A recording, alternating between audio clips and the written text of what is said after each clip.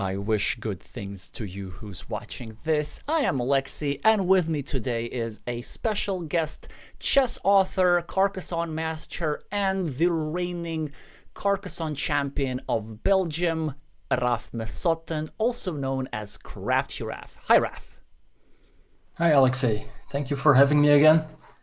It's always a pleasure.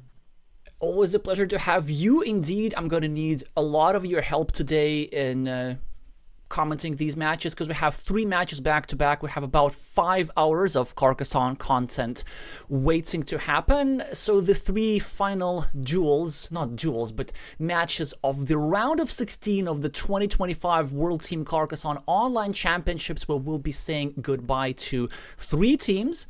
This week we have already eliminated Latvia, Croatia, China, and 2 more teams, right? Finland and Thailand. And today we're going to eliminate 3 more teams.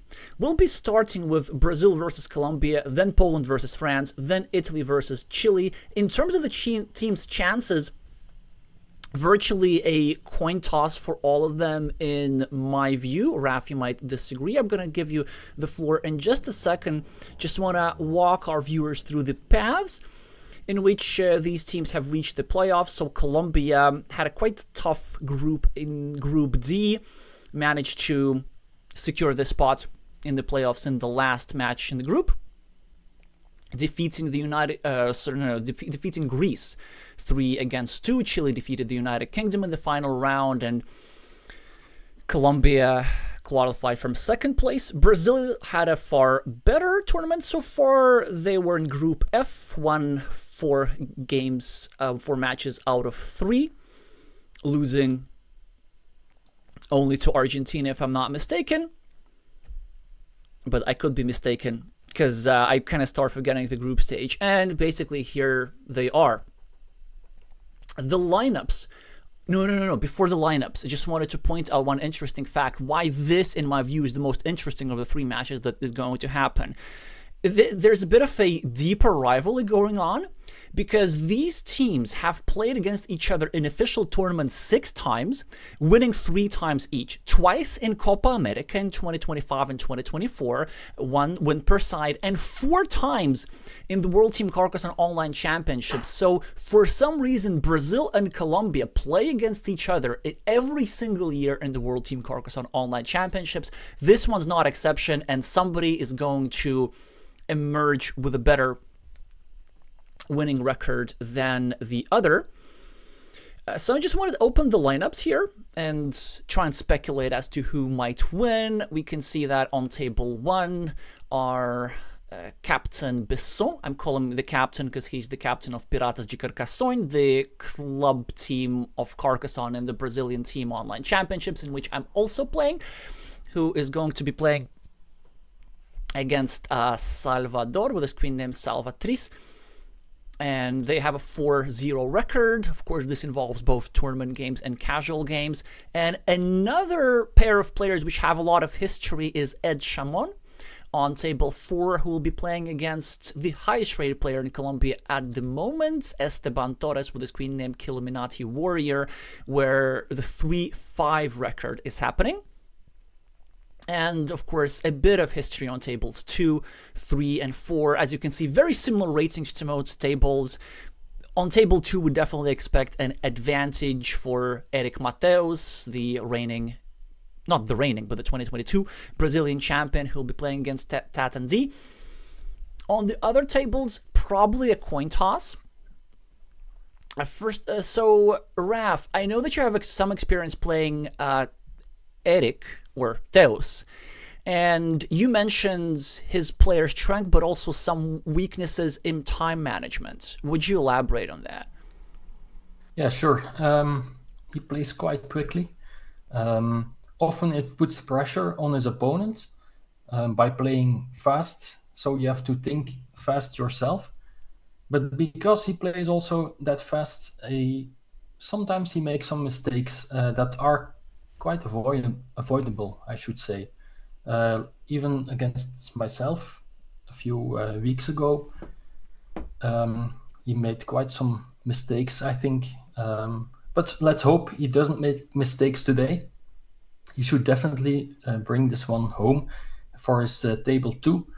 And if the rest can play 2 versus 2, I predict that Brazil will win 3 versus 2 then. Yeah, so just because of the table 2, the slight advantage goes to Brazil in terms of winning chances of the entire match. I agree with that assessment. And while Steus, I think, is the strongest on his team and just generally out of everybody playing today, well, not today, but between these two teams, in terms of Carcassonne knowledge, it's really hoping for some time management issues. That will be the main hope of Colombians on table 2. In addition to some good tiles, of course, and Taten, of course, is no slouch in any case. It's just Teos is a bit too difficult to win on position alone. Others, anything can happen. Just wanted to comment how close tables 3 are going to be between Gustavo and the other Esteban of Colombia. Almost identical ratings, although Gustavo Arruda with a higher peak rating probably. So we've agreed in advance that we're going to start with table 4 with the... Sure. We agreed on 4, right? I'm not hallucinating. Yes, that's great. Yes. Because I keep already forgetting between Edge and Esteban. I haven't really shown Killuminati Warrior that much. I've given a bit of attention on stream to Edge. And I think that was actually in the one group match that Brazil happened to lose. I also saw 64 years old, so maybe he is the oldest of this tournament. I don't know.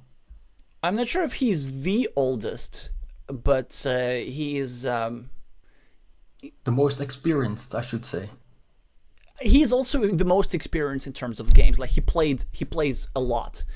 As you can see, 22,000 games played on Board Game Arena alone. Wow. Most of them Carcassonne, and yeah, but also very fast in real life. I remember him doing a handstand at the National Brazilian Championship in São Paulo. Yes. As you can see, 16,000 games, and he made it pretty far. I think he made it to the semifinals.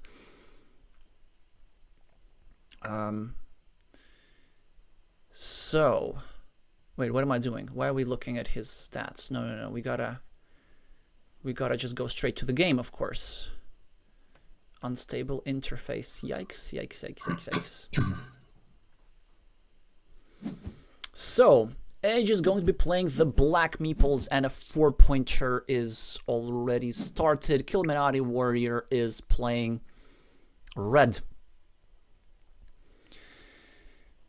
And is going to start a new road. Players are exchanging pleasantries. And Killuminati Warrior starts a road in such a way as to not to give a loop road back. Edge starts a new city in a location which actually I'm not a fan of. Honestly, I think it's the first mistake already by Edge. You don't want to start a city over here because that has the potential of giving back this nice loop. The thing that you want to be doing is actually starting a new city here to disrupt this road a little bit. So maybe some time management issues a bit for the Brazilian, followed up by a couple of natural moves. Esteban is getting his own first points on the board, starting another city. Edge now with an interesting option to either continue his city at the top, facing either direction, or doing something like this, which is pretty interesting, which has the downside potential of giving back this road. There was some other alternatives which we don't have time to get into. In the meantime, 3 further points for Esteban, putting him ahead on the scoreboard. 2 points for Edge on the right. And now a crossroad tile for Esteban as well, choosing to score 2 points in such a way that obstructs the city of Black, putting him ahead in the scoreboard. Straight line for Edge. No really good moves here. Yeah, probably breaking the loop makes a lot of sense, not allowing Red to draw a potential curve and score 3 points. Instead, Red draws himself a fantastic tile to threaten an 8-point city. Nothing much that Black can do about this. probably going over here, trying to create an attacking platform, or maybe going over here and protecting the city. Choose to do the former, and 8 further points for the Colombian, putting him already ahead in this position. Yet another road for the Brazilian, who chooses to kind of discard this, I think, with not enough considering different options, but that's okay. Now finally we see a city invasion and yet another curve for Edge with not many options. Red starts a new city whilst also obstructing the city of Black. Black is now probably going to attack the city, the shared city between Red and Black at the top. Red blocks the city of Black at the bottom, whilst also scoring 3 points for a road, giving him an even better and better position. And Edge now finishes a city for 4 points. Instead of maybe waiting further and trying to attack here. And now a curvy tile for Illuminati Warrior. Continues his road, threatens the complete block of this square. Edge can't really do much. He goes for the indirect defense, which goes, at least works in the moment. Esteban just keeps scoring and continuing the road. And now we see the first farmer on the board. Of course, it's the Brazilian who's going to play in the true style of his country. But we don't see a farmer in response. Red just keeps scoring quick points at the bottom. So far, easy decisions for both opponents. Really not much to say here. Raf, any moves that surprised you, perhaps going back a few moves before? Yeah, I'm always a fan of having at least one road open for exactly the reason you can see here. Ed has to discard almost a lot of road tiles, and also quite interesting thing to see was that he didn't use the straight line to fill up the gap in the middle of the board, and now Illuminati will place the monster tile there, I suppose. The reason why you don't fill that gap as Ed is because you think you have not the edge over your opponent, so you're trying to have a game with higher variance. But I'm very surprised here that Illuminati does not go for the 8 points, supposedly because he don't want to make the field any bigger. But that's the only thing I can think of here. I presume this must be the reason, but even if you're worried about the field, I mean, there's just so many good things that have to happen. So I'm just as surprised as you are, Raf, and I'm even going to say that it's playing way, way, way too shy. So, because like this monastery is so easy to complete, it's 9 points, and then later you can do all kind of nasty things to that field. In the meantime, Edge is trying to build barricades. He's actually trying to build not one field with 2 meeples, he's trying to build 2 fields with 2 meeples, and he even manages to get the starting tile and prevent his city from being blocked.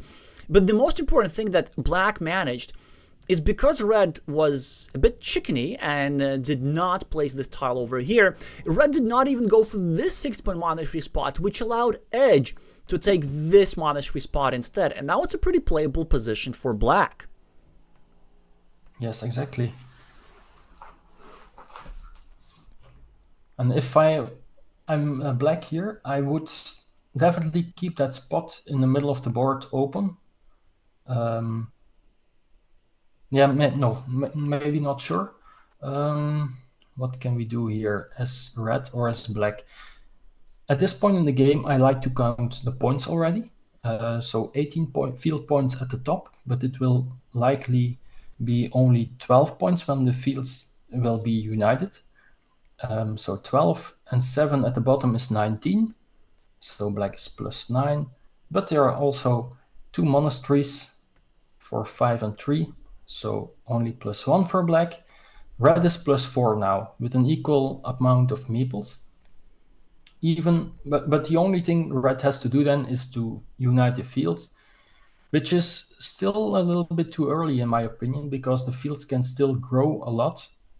So it's when the fields are more don't have that many green squares, I would definitely try to go for a fieldless victory here as red. But now, not sure. It's too early to say.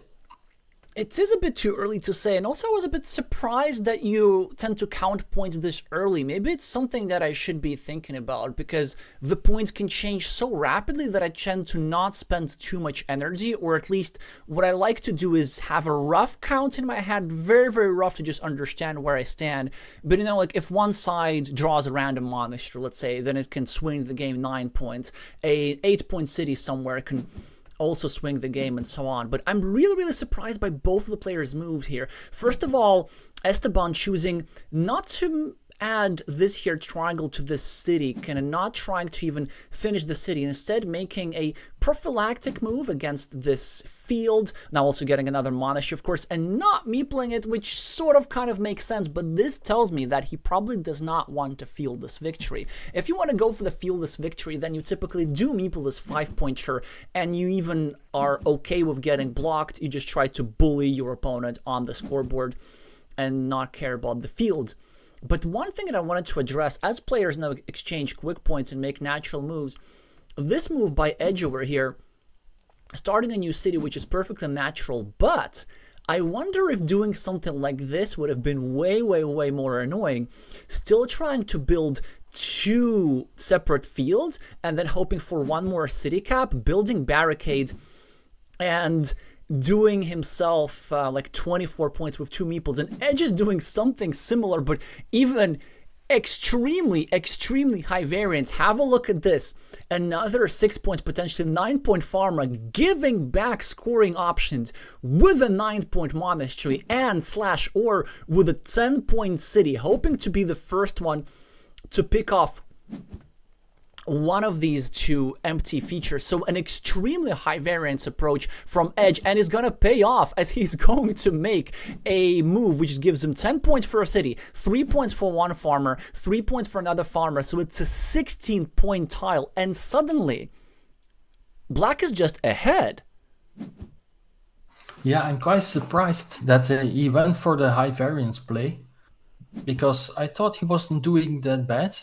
I liked your suggestion by putting the cap at the top, splitting both fields. That's, by the way, how I won my Belgian championship, by splitting fields like that and having a meeple in both fields.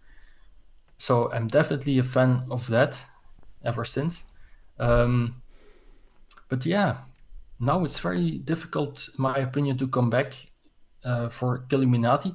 First of all, I think he needs to abandon the fields, I would say, and just unite them and hope for getting the monastery in the middle. But at here, again, he had the opportunity to split fields, but now he didn't like the idea because red will invade the right field at the top. Exactly, yeah. So there is no real point in separating this field from anything else. And in fact, he now goes with the approach of uniting the fields instead, kind of recognizing that he has the long-term meeple majority there. He already has a stronghold on these fields. Whereas Illuminati Warrior is not out of it, because he's threatening this city over here. There's still 1, 2, 3, 4, 5, 6, 4 Dorito tiles available to finish this. And also, of course, plenty of tiles that fit here for this monastery. But now an interesting choice for Esteban. First of all, I'm kind of surprised that Edge does not drop another farmer over here with only 14 tiles remaining, giving back this platform. So that certainly is a bit risky. And Esteban noted he does not want to finish this city. He does not want to open an invasion platform. He will be waiting for specifically the Dorito tiles. Now, a clunky tile geometrically for Edge. Raf, any suggesting what to do for Black with this here splitter tile? Interesting. First of all, the previous tile. Not sure. He doesn't want to unite the fields, but I don't think it will matter that much. I think placing the splitter in your own field as Edge is a good idea, but of course you will give your opponent several attacking spots. Red can now invade the field. How many tiles are left? I can count 1, 2. 1 is left. No, 3. All those invasions are impossible. So maybe a little bit too hasty with the last meeple. I'm pretty sure that was a misclick. Because it's such a natural move to just take 4 points there. Yeah. And I think we're going to see an unfortunate loss via misclick, because he clearly meant to take the city and then just use the attacking platform at the top first. Because obviously Esteban has played this game long enough. Like he's not going to attack the field through a dead square. But even despite this farmer, he's still not out of it. The only thing he needs to get is one of the 2 now remaining road Doritos for this square.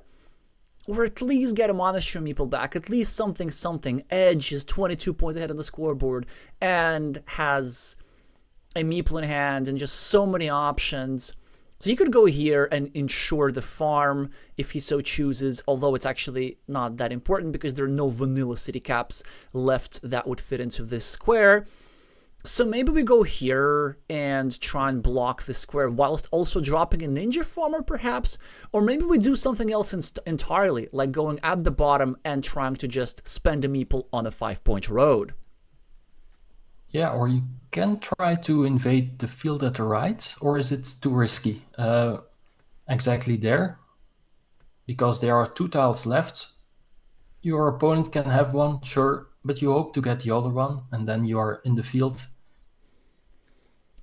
That does look like a powerful move, because it actually gives you 3 critical tiles to win the game. Now, a road monastery is going to win him the game for sure, and now in addition to this, he's going to have the 2 Doritos. If there were only 1 Dorito in the deck, I would not make this move, simply because we're already benefiting from a Dorito if our opponent does not draw the Dorito, they did not finish the city, so that's nice. But since there are 2, as you're saying, it can be a nice idea to try and take care of that connection. But he goes for my first suggestion, trying to use the ninja farmer invasion whilst also blocking the square. And now the question is, what do you prioritize? Do you want to get that farmer in just to have no problem at all, or do you want to block the city? Yeah, but this is risky.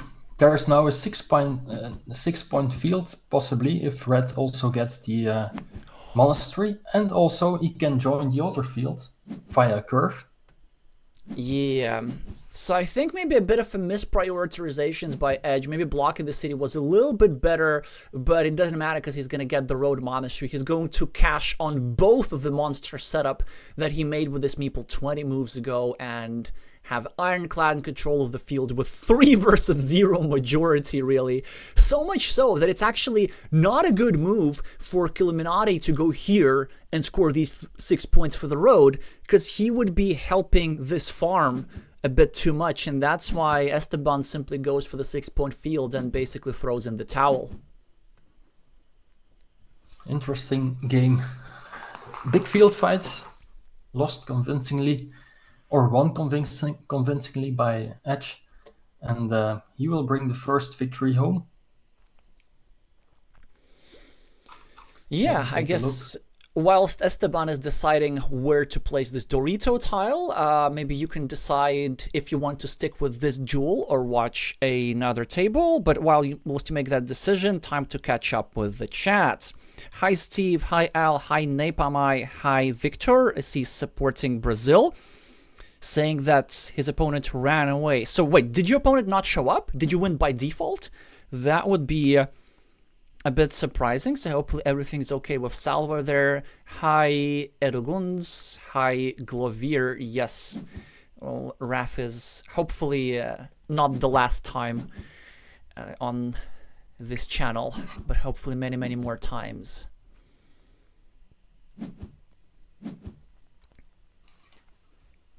Interesting to see is the upset on table 2. Theus lost the first game, so maybe we can take a quick look. I know he plays very quickly, but interesting to see if he can slow down his pace and catch a good breath and start coming back. Right, anything for the guest. So we're gonna go to table 2 in a second. Let's just see how the points are counted. Even before the farms, black was doing pretty well, but with the farms... Actually, only plus 11 win. Huh? That's pretty interesting. So that road monastery did mean a lot to the Brazilian. Exactly, and that road monastery should have been taken long before Edge could take it, in my opinion. Yeah, right, because Esteban drew the first road monastery and he had the chance to fill that spot. Instead, a rather uninspiring move of finishing his road and going for a 3-point monastery instead. And in the end, this point sacrifice turned out to be not really justified. In the meantime, things are a bit slow on my end. I wonder why. I do have like a lot of things open. Wait, salva Teos. Yeah, there we go. So they're supposed to be in the middle of their second game right now. Yes. In the meantime, Victor is confirming in the chat that on table 1 the Colombian did not show up, giving excellent chances for Brazil here. That's painful. Indeed, hoping that everything is okay with them.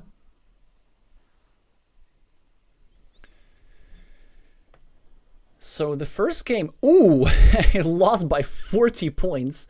So okay. I'm not sure if that's a strategy issue or just drawing horribly, but let's see if those can avoid tilting.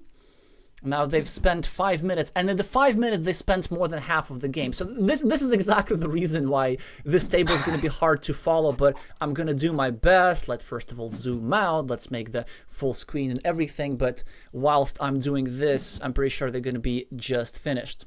So that was your choice. So you do the position assessment. I'm just going to point out that Theos is playing green. It's 5 points ahead on the scoreboard, but Tatan has a red meeple extra. Yes, and red is about to get 3 meeples blocked in the center of the board. They need a starting tile, but there's only 1 starting tile left. So that's very dangerous position there. Very closed game, so not a lot of big fields. Oh, and they got the starting tile. They can now meeple a 6-point field, potentially 9-point field. They should have meepled it. Yeah, they meeple it, so that's good. Also, the road will be closed soon. So this is looking excellent for Tatan there.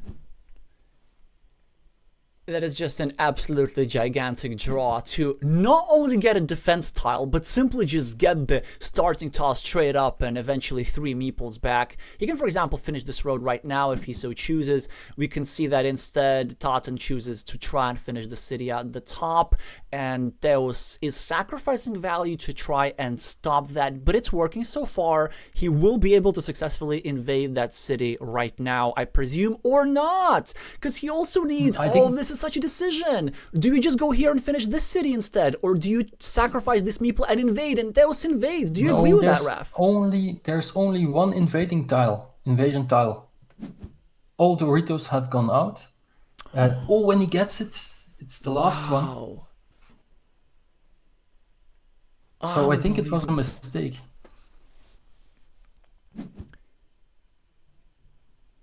You mean attempting the invasion was a mistake?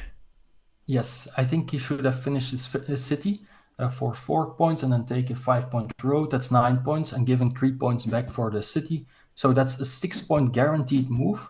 And now he has a potential invasion of 7 points, 50-50 invasion. So even less, because your opponent can also block. So I think that's imprecision, and that's exactly the thing I was talking about in the beginning. He has only used less than 3 minutes of his clock. Just think a little bit longer, and I'm sure he will be able to make better moves than this. Probably, or at least kind of do a full position assessment, because I wonder if this here invasion, whether it is correct or not. Honestly, I can't even kind of make that judgment that quickly, but it does look like this tile truly belongs over here.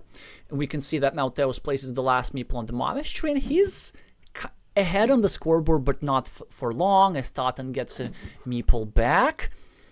Let's see what happens here. Now lost value for Teos as he cannot possibly take a 5-point road, but that's okay. The position is okay for them. But time management wise, I wonder if it's generally fast playing, or if it's simply tilting because the result of the first duel, or because Totten did get this extremely fortunate tile to consolidate his position. Yeah, but even then, just take a deep breath and try to come back in the game. Now he has to finish a shared city, giving Tatan really 6 points, or no, 3 points for the field. For this here field, But again, the only reason why he's without any meeples, is because he didn't take his meeple back in the center of the board and instead invested one meeple to invade that city. So I don't think it was correct. But then it's a difficult choice, because at least with the tile run out, he would have, Totten would have, well, actually no, not necessarily. Totten could have continued the city with an extender and then got even more points. On the other hand, Teos did draw the horse, so he could have used it to break the city. So it's a very complicated position. Like, Teos' decision is not necessarily wrong, but it's certainly something that requires like 2 or 3 full minutes and precise calculation. Really, it's not a move that you can make by intuition. He invades the field at the top, and suddenly we have a tie 2 versus 2, and honestly, I don't even know who won here, because Teos has a lot of unfinished features on the board, which is going to give him points. Totten has more fields, considerably more fields actually, and an extra monastery, which is equalized by Teos' monastery, but will that be enough? I have no idea. We're going to find out in about a few seconds. And Teos is going to lose with 8 points, something like this. Yes. Wow. Yeah, okay. In my whole assessment of the big city invasion, I also obviously forgot that you have to take into account also the fact that your opponent can finish that city. That I forgot that for a second. But I do think that from the point of expected value, you were actually correct. Like, your first instinct to not invade, I think this is where we could expect the best outcome. Because one thing that's important in assessing positions like this, it's not just your chances of success and failure in this particular instance, is the overall game situation, because depending on the score, you either need to make a super safe move or a super risky move or something in between, and that's why you really got to spend that time. So you called it actually, Raf, at the start. Teos was by far the rating favorite, but it's mainly the time management that was on Colombian's side here on table 2. Exactly.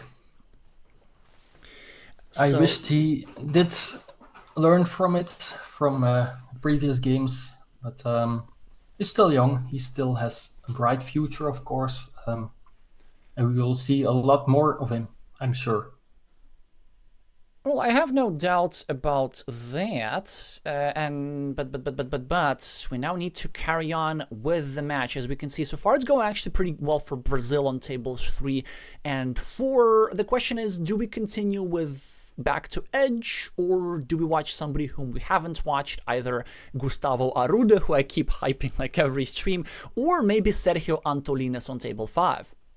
Yeah, maybe table 5 then. So the captain of Team Colombia, who also is the semi-finalist of the 2024 Mindsports Olympiad, is playing against the newest member of Team Brazil, José Edson. Roughly similar ratings, but more experience overall for Sergio here. A lot of Pottori saying in the chat, the streamer curse strikes again. Yeah, sorry about that.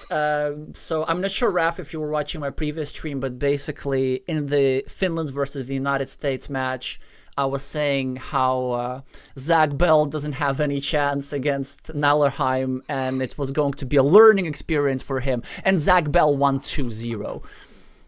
I saw that one indeed. Oh, only 2 tiles remaining, so we can follow the second game. Isn't that the first game, actually? This Yeah. is the first game. Yes, I will say we are able to watch the second game from the start. Gotcha.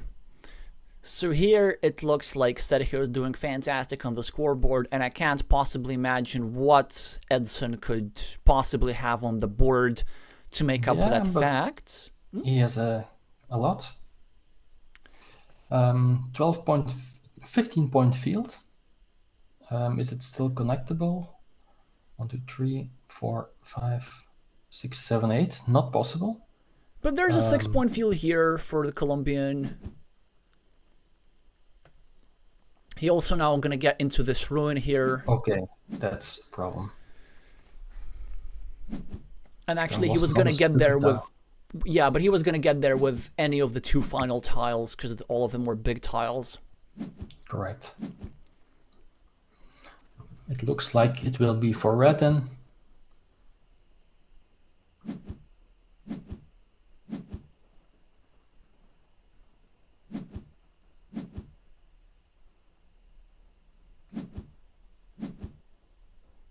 Although closer than expected for sure, these field points is going to do something for Edson, as he's going to get the 15 points in their center, 6 points at the top, but Dremcat has some field of his own, and with that is going to quite comfortably win this one plus 12.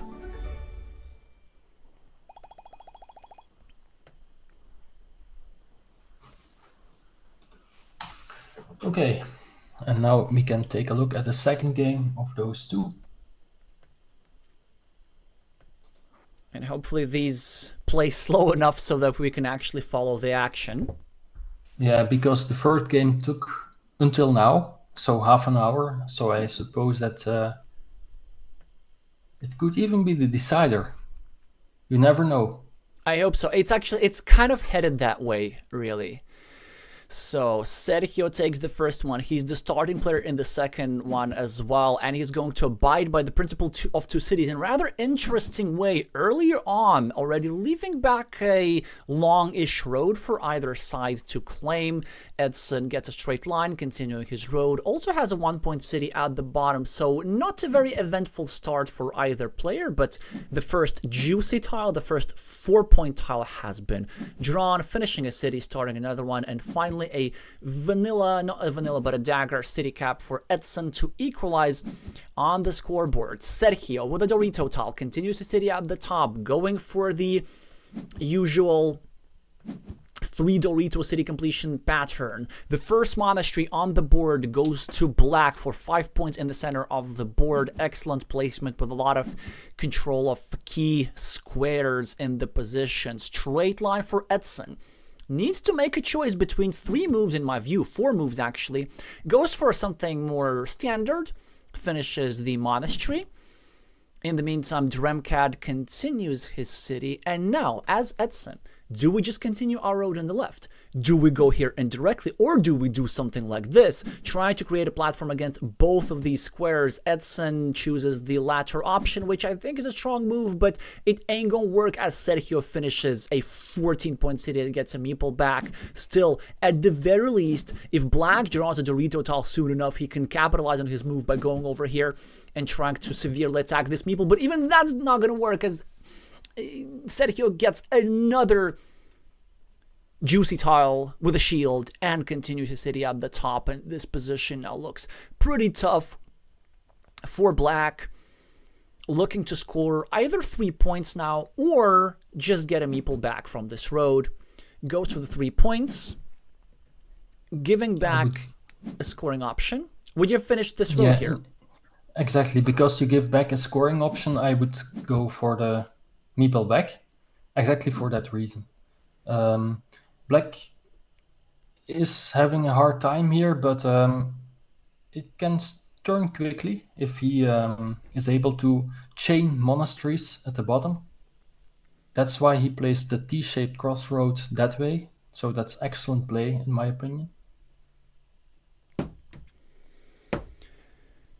Yeah, that's actually...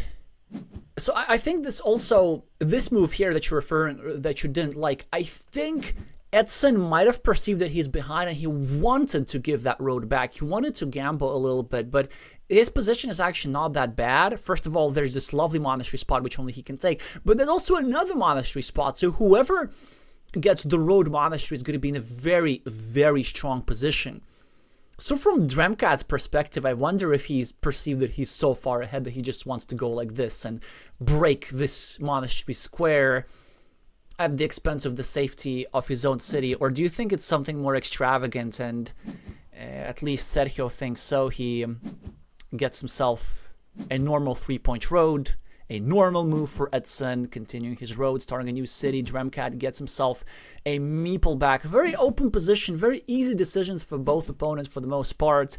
Edson with a 4-point tile of his own, starting a new city, finishing a previous one, and also creating a 9-point field up for grabs for any side.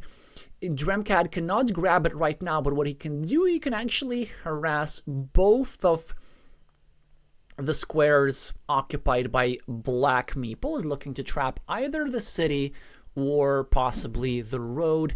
And Edson bites. He's worried, I think, a bit too much about his meeple safety and use the curve to continue his road, whereas there were some other strong moves available. Maybe it was time to ready Meeple's 9-point farm, or maybe he could have gone over here, setting up a 6-point monastery, maybe he could have done something else entirely. So I feel like this move was a bit sheepish in my view. Exactly. I would Meeple the 9-point field there. Not sure which way. I think I would Meeple it from the left, I think, because that also takes away a monastery spot for your opponent. Because you can use your own monasteries at the bottom, of course. So I'm a bit surprised that Red placed this T-shaped crossroad like this, putting it inwards. So he is killing his own. Yeah, it makes it dangerous for the Red meeple in some scenarios, but also it kills the monastery spot for himself. So he is now quite lucky, or yeah, not lucky, but fortunate to have this road monastery. And now he has his own monastery spot as well, right above that road monastery. So maybe as black, it's interesting to restrict that that road monastery, or that monastery above the road monastery that Red just played. But first with this tile, what do you do here? Well, that's not black, that's red, right? So red is just probably going to start a new city or something. Regarding the monastery restriction, I'm going to add, I don't think it's just interesting. I think it's pretty much necessary, because the threat of getting 8 further points, it's just too big to handle. And if you do restrict this monastery, you probably get a road here for a 50-50, but that's actually is not that bad, because there's already a road monastery spot elsewhere in the board that Edson can use. And so this is the perfect tile for Edson, even though it's a great move from Dremcat trying to defend, scoring the 4 points road. I think if we go here right now, start a new city in our field, and limit the square to a 50-50, a coin flip which we can absolutely win, then the Brazilian seems to be in decent shape here. Exactly. That's the thing I would do here too. And now is Red maybe try to invade that black city, or maybe even drop field meeple, although it's too early. Yeah, it's too early. It's only a 50-50. I like the invasion here. It's the low variance move. Yes, indeed.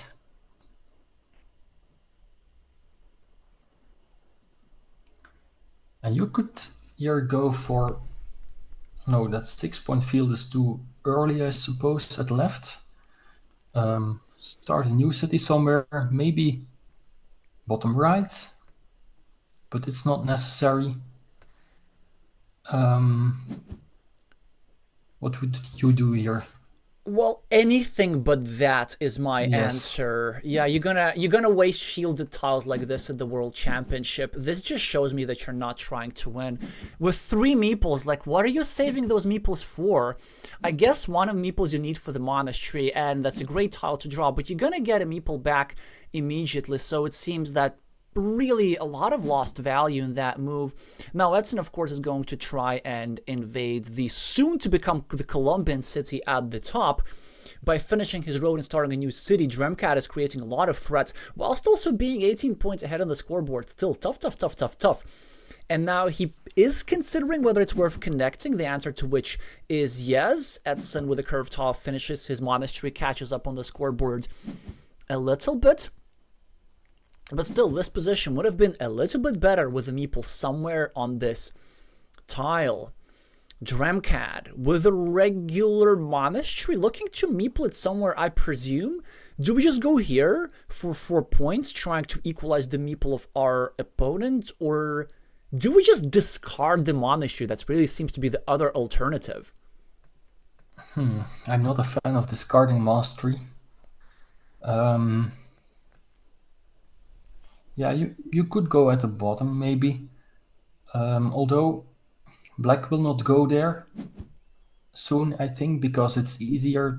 It's quite easy to block, and in that case, you have 2 monasteries blocked. Oh, you can indeed go for a field invasion. Also a possibility, and that road monastery is once again, how do we say it? The tile of the we are waiting for. Critical tile, I guess. The critical tile, yes. I mean, if Red draws it, it's going to give him incredible value. 9 points for the monastery, a meeple back from the other monastery, and this field invasion. And really, there's nothing much that Edson can do about this, but wait. I guess you can go here with the city plus road tile and drop a counter farmer, but still, if Red draws that road monastery, it's going to be too big. If Edson get the road monastery, then it's still not as bad for Dremcat. Nobody's going to take away the 8 points from the monastery that Red already has. And this 3-point farmer has actually, first of all, green squares for further development, and even some tile sequences that allow him to go here and merge with this 6-point field, making this a 9-point field, which is absolutely worth the investment of a meeple. In the meantime, Edson starts a new city at the bottom. Dremcat is dropping a farmer whilst also building up his own city. That's a powerful move by the Colombian. Quite tricky to block because Edson needs to spend his divider tile on a different moment. I hope that he doesn't get any ideas. I hope that he just finishes the city at the bottom, making the natural move. Also, with a temporary meeple majority creating the counter field at the bottom, certainly something that you want to be doing. Dremcat connects to the field, equalizes the 9 points there, also takes 2 further points for the road. This is looking pretty good for Colombia now. Edson with a triple city, what do you even do? You can, I guess, do some blocky stuff, either against this here meeple or against this here meeple somehow. But you gotta score. You gotta come back to the field. From Black's perspective, do we just hope to get the road monastery tile, or is there another plan? I would count points again, and if my counting brings you to the point that you don't need, you first of all need to avoid your opponent getting some points. You could maybe even close the 6-point cities or the 6-point field at the left. That's a possibility. Or you can try to what he does, try an invasion for the city. Also not that bad, I think. But now Black gets the critical tile. Of course, he will not place it in the juicy evil hamster spot, but he will put it at the bottom. And I would place a field meeple there, I think. Another thing to consider is you could even place it in the middle of the field and also with a field meeple. That's also a possibility because then you have immediate 9 points and Red has only 1 meeple left momentarily to contest that field, although he will get a meeple back soon from the city at the right. But what's wrong with just meepling a 7-point monastery next to our own monastery for stacking, which are quite difficult to block?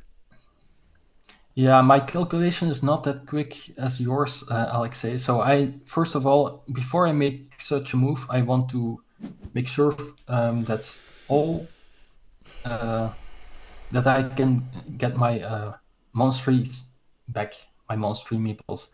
So I'm not sure. I think there's only 1 starting tile left. How many curves? 1, 2, 3, 4. A lot.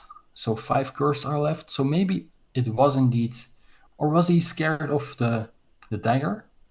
There's still one dagger left, that's the thing. It was actually impossible to block. And being blocked towards a 50-50 with those two monasteries is not dangerous at all at this stage of the game.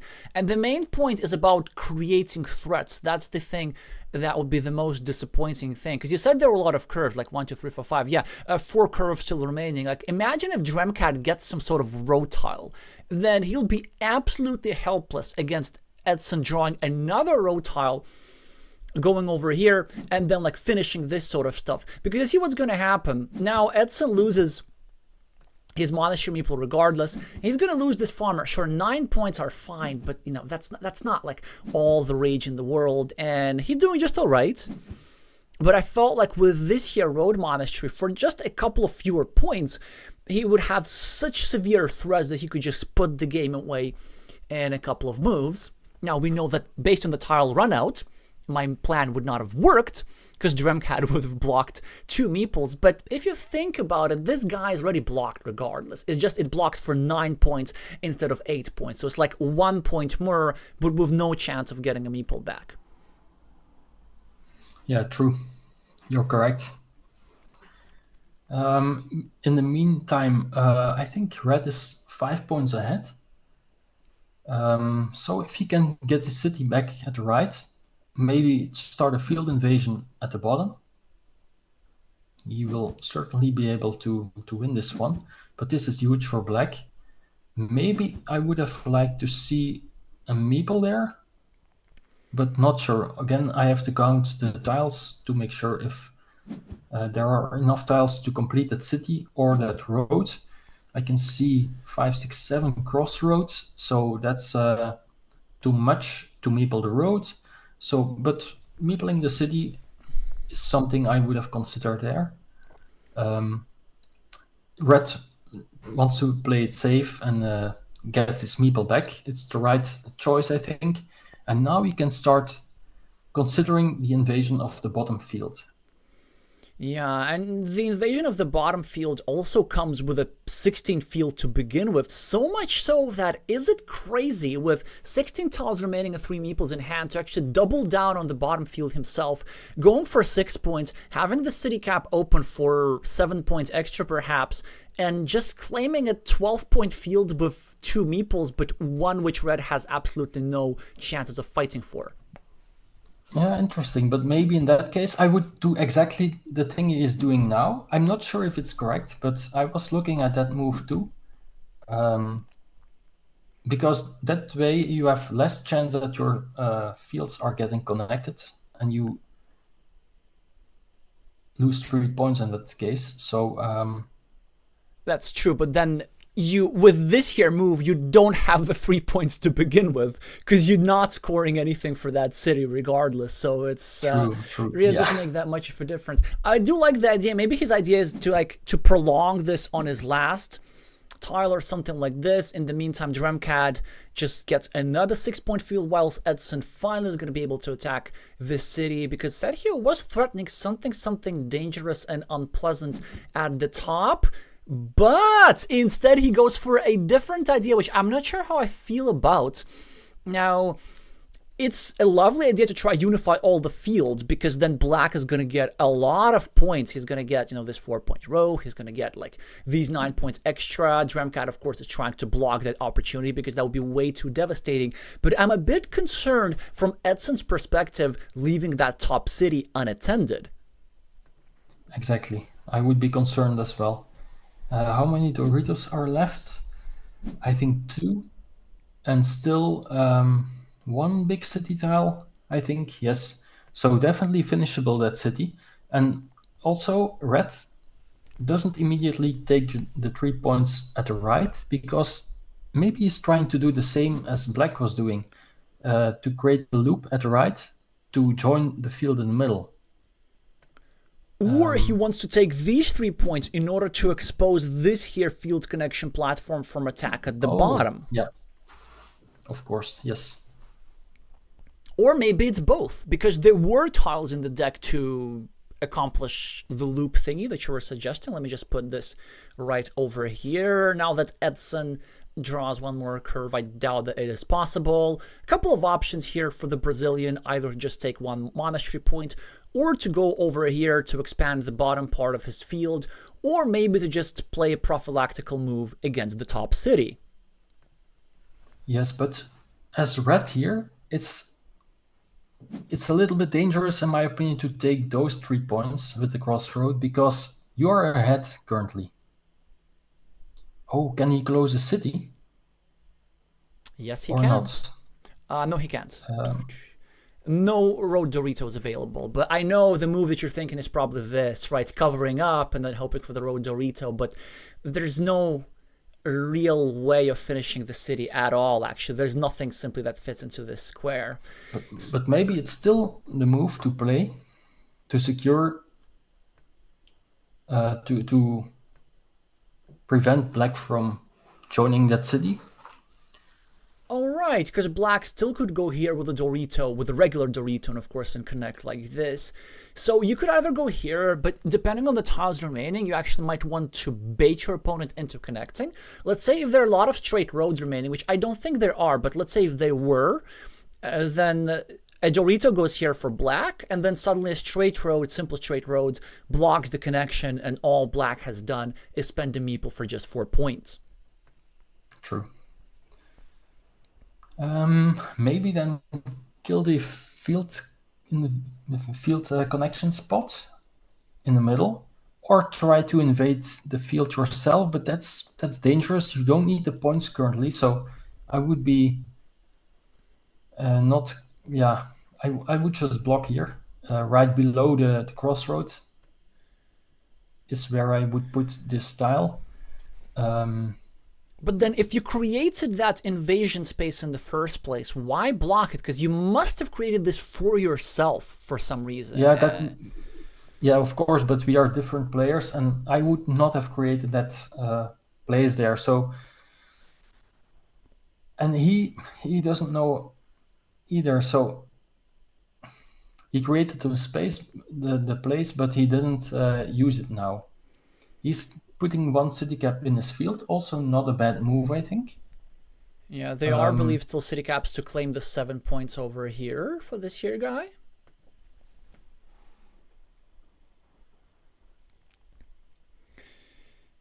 So from Edson's perspective, we have this big city now and several options that I can see. Option 1 is we invade the ruin and there's still tiles to connect. Option 2, we invade the 9-point field and I believe there's still tiles to connect. And option 3, we go here for a 6-point field. Not take the field. He chooses to simply block this city cap. That's also pretty interesting. So if he's not claiming the 6-point field, then which feature, which must be more worth than the 6 points, which feature do you think is he saving a meeple for? I don't know. Yeah, it's for the big field, of course, but he has to do it now then. Well, actually, maybe just the quick points here. Yeah, of course, yeah. Maybe that's what he wanted. But do you take the 4 points or the 9-point field? Probably the 4 points. Yeah, you know why? Because there's still 2 straight lines remaining, and the idea is, let's say we go here, and our opponent takes a 9-point field. Then with the first straight line, we can go here, equalize the bottom field with their 9-point field, and then with another straight line, we can go here and even eat up our opponent's meeple. So actually, it's not a big deal to leave this field unattended, because we can connect to that field a little bit later. Interesting. Let me count the points. And whilst you're doing so, I also want to point out that meepling that field is actually a trap, because if you meeple that 9-point field, what Dramcat's going to do, Dramcat's going to get one straight line, go over here, and basically render one of your farmers useless, and then he's going to get another straight line, go over here, and unify all the fields and make sure that you're scoring for 5 completed cities with 3 meeples, which is like 5 points per meeple, which is really not a lot of points per meeple. Exactly. I think red is currently 9 points ahead. 9 points, wow. If I'm counting correctly, of course. Because of the big city. Mm-hmm. And the monastery of 8 points.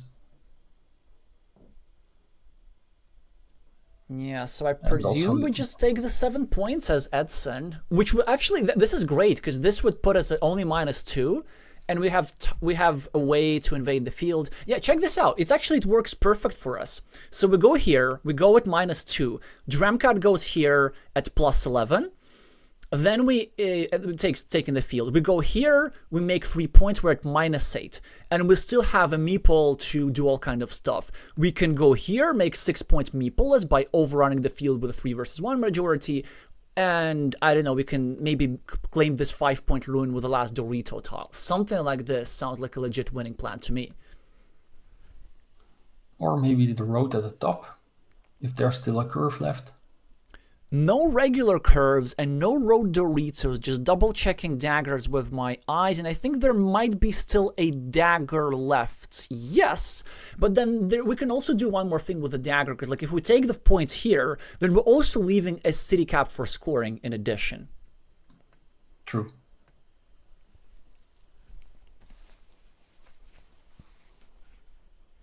I am concerned a lot that Edson has 1 minute and 30 seconds on his clock. And since he has not made the natural move, typically what players do in this situation, they find something creative, and creative most of the time means wrong. I'm afraid so, yes. There's one vanilla city cap left for a field invasion. How many Doritos? 1, 2. 1. I think. Only 1. Oh, 2! You're right! Or 2, yeah. Yeah, so maybe that's the play. Ooh, no, I don't like that move. Of course you don't, because it's wrong! Yeah. Of course. I knew that, like, just based on the timing tell that he was gonna mess something up. Like, he was gonna... Like, there's no reason why 0 points are better than 7 points. Oh, but this is also not that great. Red should have taken 4 points first.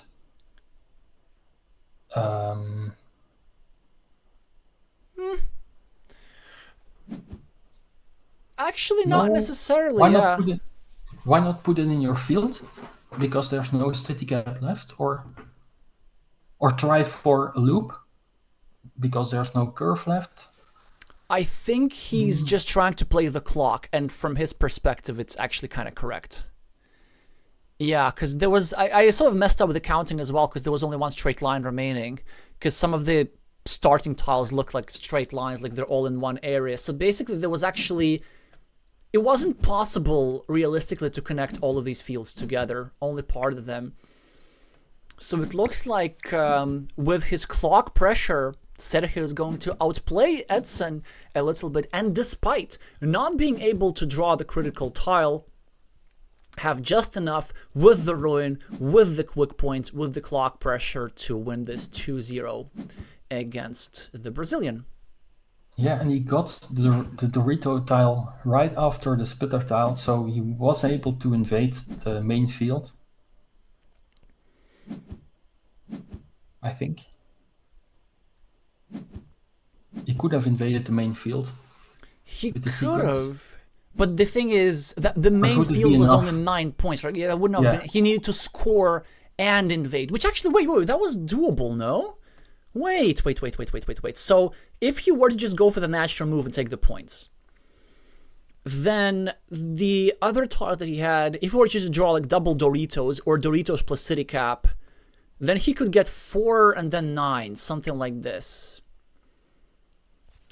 Or I guess he just didn't have enough moves. Yeah, Edson already was in a very difficult position and had very slim winning chances. So this actually brings me back to this here moment. This 9-point farmer looks great, but it does seem to me that he didn't take advantage of all the opportunity that he had. I felt like his best winning chance was going here and trying to score, which may or may not have worked out. In fact, it would not have worked out at all, but I still felt that he was his best bet at the moment, simply because Red had a little bit too many nice things going on for himself. Players exchange pleasantries in the chat, and now it's time to see whether we even have remaining matches. It's actually 2... Oh no, Brazil won, right? I think so. Yeah, because there's no show on board 1.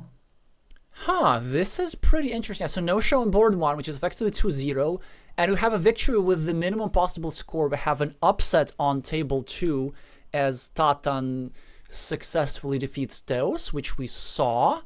Table 3, Gustavo lives up to his fame as the hero of the 2023 Move of the Week series to win against the first Esteban, and the second Esteban is defeated by Edge on table 4 in just 2 games as well. So Edge is in the chat, by the way. Congratulations.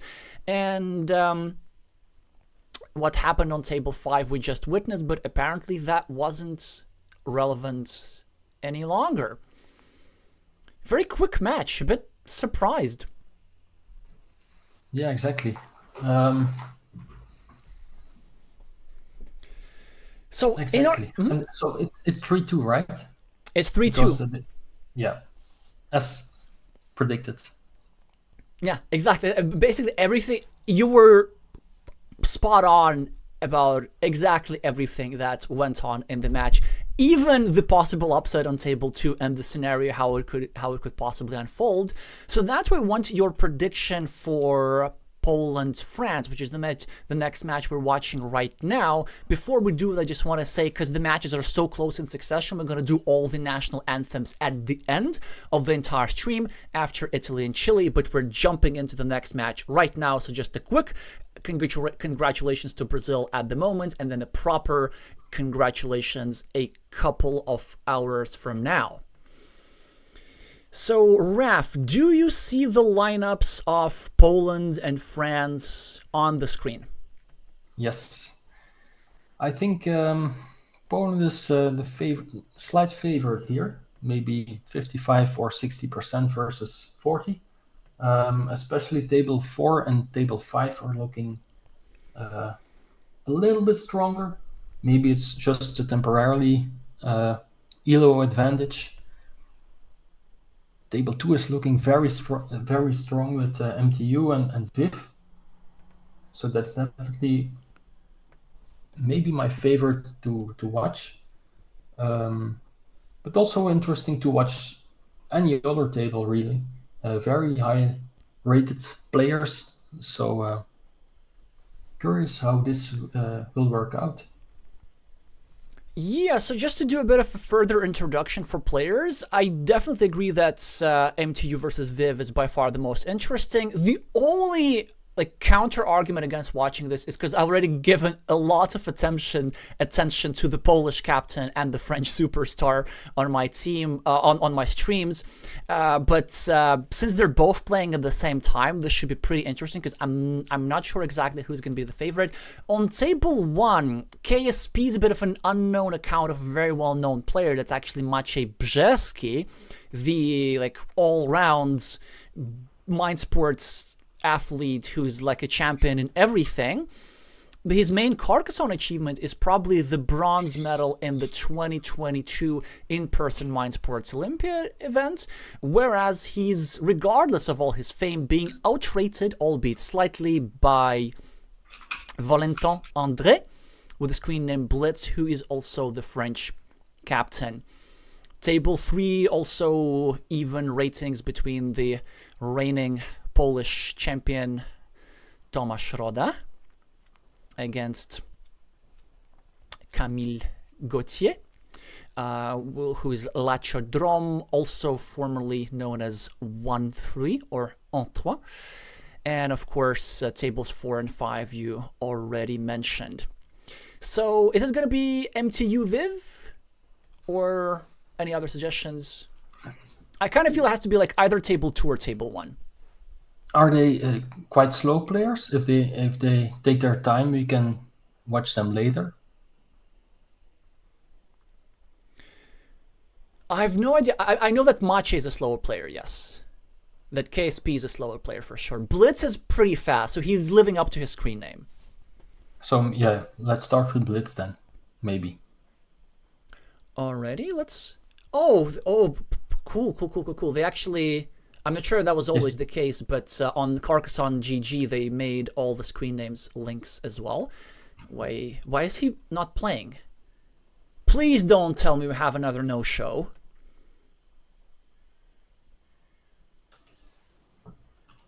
I will check as well. Well, both players have showed up. There's the thing with this match that it was technically scheduled for not 1800 UTC. It was scheduled for 1801 UTC, and it is possible that we're going to have a couple of minutes delay for that one. Okay. Because Scooty is also offline. No, online now. Okay. Yeah.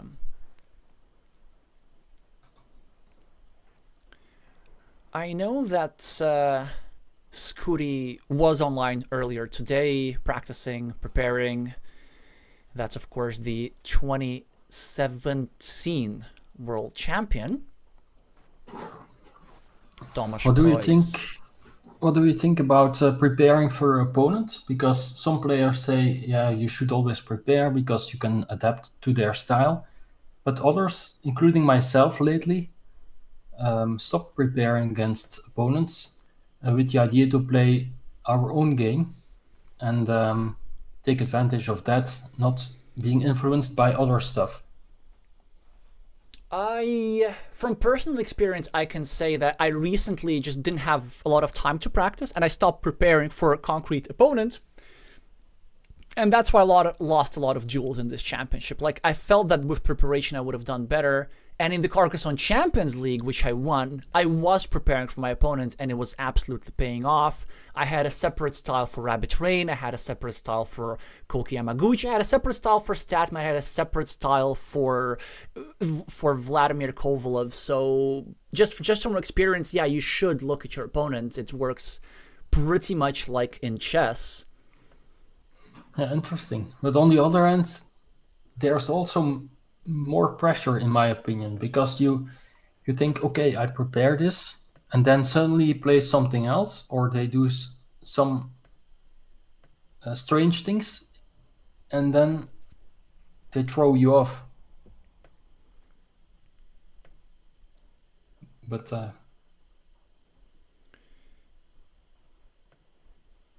that's true, but then if that happens, you can just like ditch the preparation and do your normal playing, as you said. Because obviously there are always going to be situations where there's a best move or something, but it's still a human game, and these are humans playing against humans, and this is absolutely an underrated component of this game, I believe. So we will find out whether Maciej was preparing for Valentin or not. But for sure we know that the player with screen name Blitz is playing the red meeples, has already 8 points on the scoreboard, having himself these two quick cities. And Maciej with an incredibly early farmer. What do you make of that, Raf? I don't like it. I would meeple the city here, because there are, for example, a lot of tiles with only cities and roads. And that way you would force your opponent to add a point to your city or road. On the other hand... Yeah, sure. No, I was just going to say that even though I agree with you, the Polish player ends up having his cake and eats it too for a variety of reasons. He does get his city going on regardless. He takes advantage of this tile. And this farmer will have no fear of being restricted because Valentin takes the bait. He goes here to equalize the farm, which is a solid move. And it makes me think about all that preparation question that you asked, Raf, because I wonder if this here early farmer was played with the knowledge that Blitz himself is a huge fan of these early farmers, and it's like a either psychological or practical move trying to out early your opponent's early farmer but being even earlier yourself. Yeah, interesting. That could be the case for sure. Interesting road meeple there. Trying to create a loop and joining the green road. Yeah, but I do feel like it can backfire, right? Yeah, it's dangerous. For example, if your opponent turns your city into the green road or something, or On the other end, red also can loop around the other way. So I think I would have done the same. But yes, this is the backfire tile. You extend your road and you meeple the city facing left. And then that road meeple is a little bit stranded. And he does exactly that, yeah. But yeah, I think from Blitz's perspective, we actually didn't realize that there were just not many alternatives to this move because there was just so little space on the board. And, you know, that road meeple is going to find, just going to take a little bit of effort for getting that back properly. Open position so far, and the road of Maciej actually is not getting a lot of love regardless. This square is slightly restricted. It still needs a couple of road end for it to properly continue. It's still possible to get a straight line and a curve to unify both those roads. So Maciej instead goes for a second monastery with a slightly vulnerable square, but that ain't no big deal at all. Trying to get a road Dorito, a divider, or a vanilla city cap in this place and finally catch up on the scoreboard. Yes, interesting move. The monster at the top. I would even consider placing it 2 tiles below Red's monastery, especially for this reason. You can now try to save it, but there's only 2 tiles left to fill the gap. So, and then you have 3 green meeples blocked. It's hard to come back from that. So you're almost, you should here place it where you indicated, there indeed. But then a starting tile. Luckily for green, there are only 2 starting tiles left. So yeah, that's definitely the way to go, and hope your opponent doesn't draw that starting tile before you can draw a Dorito or a vanilla cap. Yeah, and it does look like Maciej finds his strongest move, because the probability of success, like the probability that you're not going to get blocked by starting tile, is actually super high. In addition to having many more outs than your opponent's 2 starting tiles here, there are like other opportunities. For example, we can get a cow here and then try to hope for a divider. We can get the vanilla city cap, we can get the divider first, we can get the road Dorito, we can build at the top and then restrict the square from the top. Like, there's just so many options for green that it's absolutely worth the tiny risk of getting 3 meeples blocked. Yeah, and now with the crossroads, I think as green you want to get the meeple back as quickly as possible because you've only 1 meeple in your hand. So I think I would, maybe there, but I'm more, to attack the road indeed, or to make it harder to finish Red's road. I would place it there, yes, indeed, below Red's monastery. I don't think you're a big fan of it, Alexey, but the reasoning behind this is that my road end or my road meeple can come back quicker then. And that's all that matters now, I think. I wouldn't say that's all that matters, because we can see that it's not green, it's actually red who is in meeple trouble a little bit, and I do like the idea of keeping tension in that square, because ideally I don't like continuing my road whilst also helping our opponent's monastery, because we could help red a little bit too much. This move also is quite annoying to deal with for Blitz, and in fact it works immediately because Blitz was not able to finish his city over here. He's starting a new city over here, now losing value from this here crossroads, so this is working great for Maciej so far. However, Valentin is going to get back his road meeple with a monastery tile, now 11 points on the scoreboard, and a straight line for KSP continuing his city. Another fantastic tile for Blitz, which is going to use to get his city meeple back, I presume, which is also in the shared field.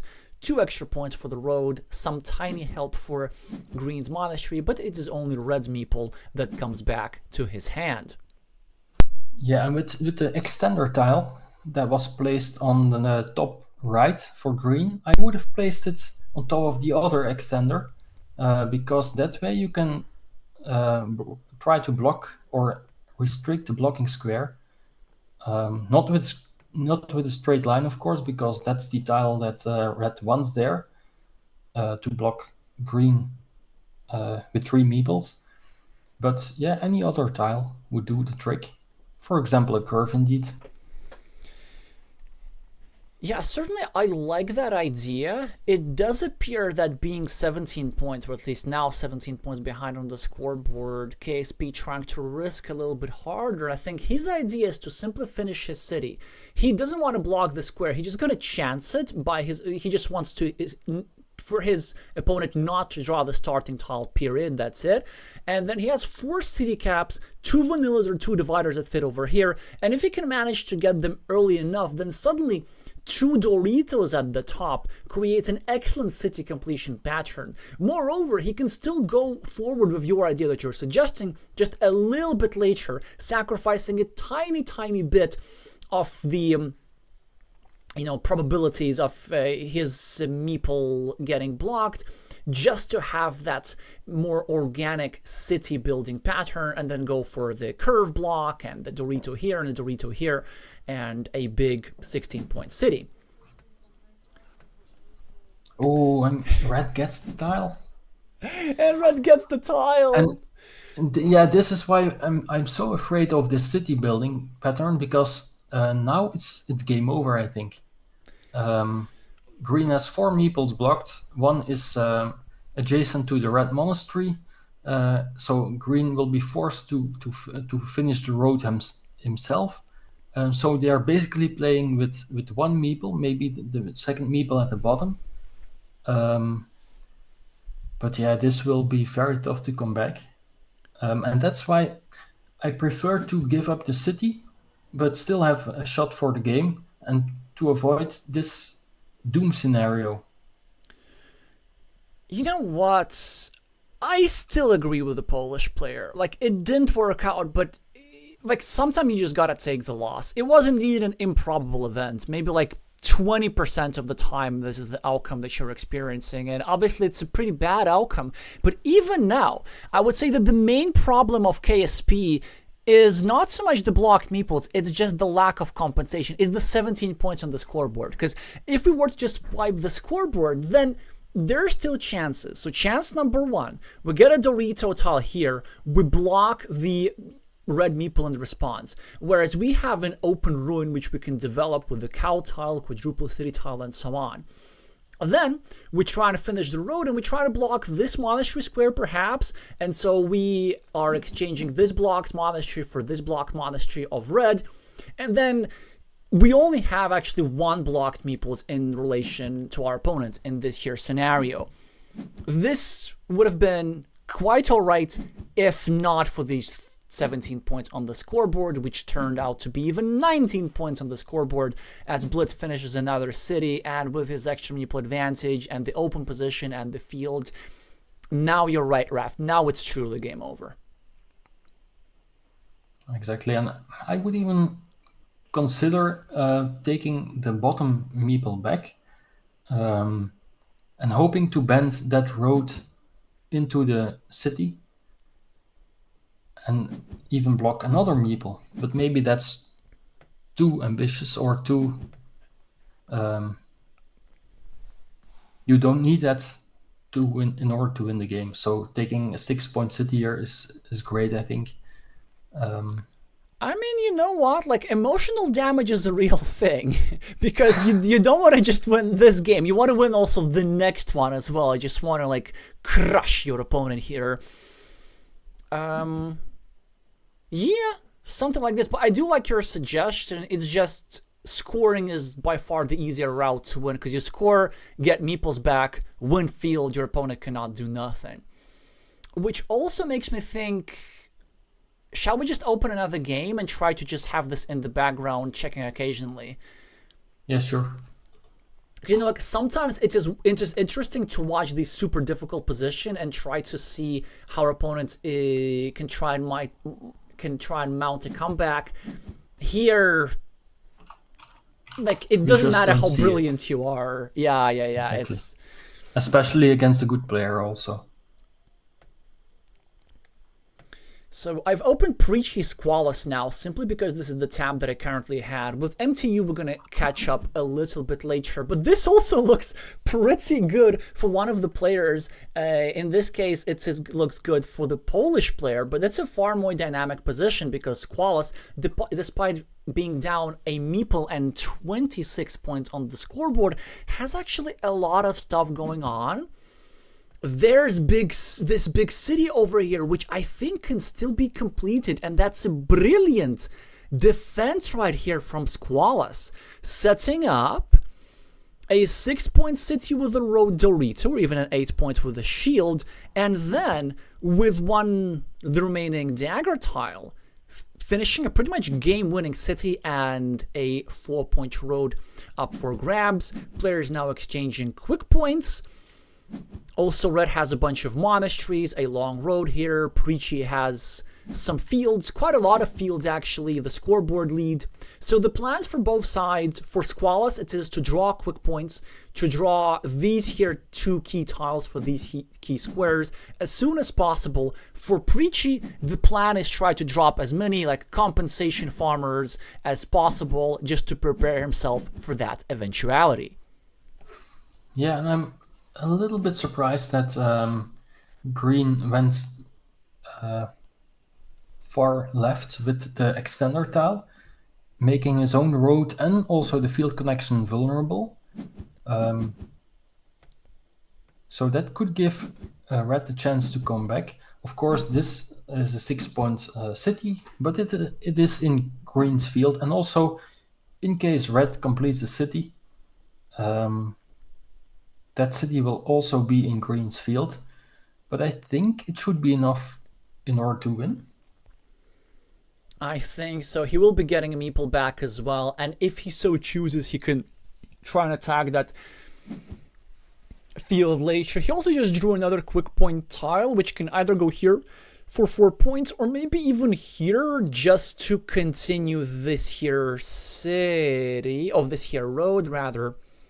Speaking of Green's field, by the way, it has actually the potential to merge with Red's field over here, because Red's farmer over here, through a Dorito like this, and through a dagger like this, can get connected all the way. Of course. Yes, I missed that opportunity. But then I doubt it's something that Red would deeply desire.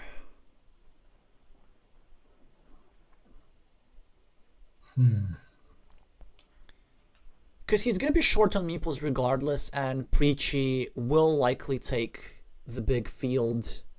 Here as we have 6-point farmer for Lukasz, and threatening to invade over here. Another platform which can be used over here for invasion, which is why I think Squalus is considering going over here, trying to eliminate that connection platform. He might also be considering going over here and trying to start blocking this field connection. So what do you prefer, Raf? Quick points or spatial move? My first instinct is telling me quick points. Also because I'm only playing with 1 meeple. There are still 2 monasteries left. So maybe you can prepare a new monastery spot below your other monastery. And this only gives Green the opportunity to overtake. So you want to protect, but you are giving your opponent the opportunity to take over your field. But only 1 tile to do so. True. But there's probably also still crossroad left, or even 2 to join via there. Yes. And maybe Green should do it, although this will give Red a meeple back. Yeah. And he resents the idea of giving the opponent with 0 meeples a meeple back. But I'm surprised that Squalus, I think, a tad prematurely drops an early farmer, and he wants to connect everything as soon as possible. Not sure about prematurely, but it does seem like, I mean, I'd hate to lose value on these juicy quick points. But apparently the French captain is betting... No, the former French captain, of course. Blitz is now the captain. He's betting on getting the dagger tile as soon as possible. In the meantime, Lukasz is just building monasteries galore, which should be outrun. Which should be enough to outrun the French city. Preachy also getting the curve. Ouchie, ouchie. And now the city will not be enough even, I think. And he's gonna not get the city regardless, so... Okay. That's game over then. Yeah, but this one, let's finish watching this because there's only 4 tiles remaining, and it sometimes can be pleasant to just watch from a morbid curiosity point of view. Just like how bad the score is gonna be. But in the meantime, Raf, time to make the decision. Do we stick with this table? Do we go back to Mache? Or do we look at the leaders of both teams on table 2? Yeah, I like your last suggestion. Because Blitz and the Polish opponents still have 15 tiles remaining, but the Polish player only has 4 points, unfortunately.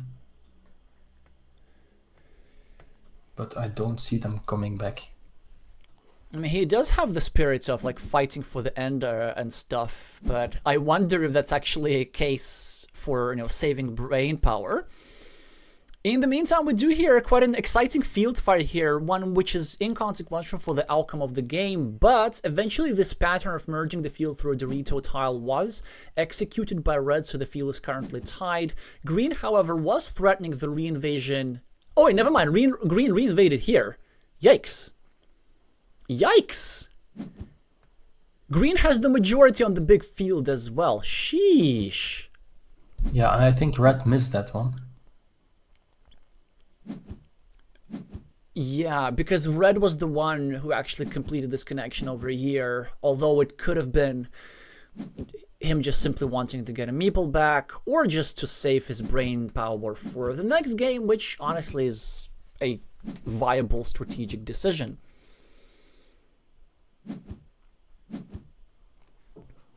Yes. So far, symmetrical match. We just see a French player getting destroyed by the deck here, and a Polish player doing the same on table 1.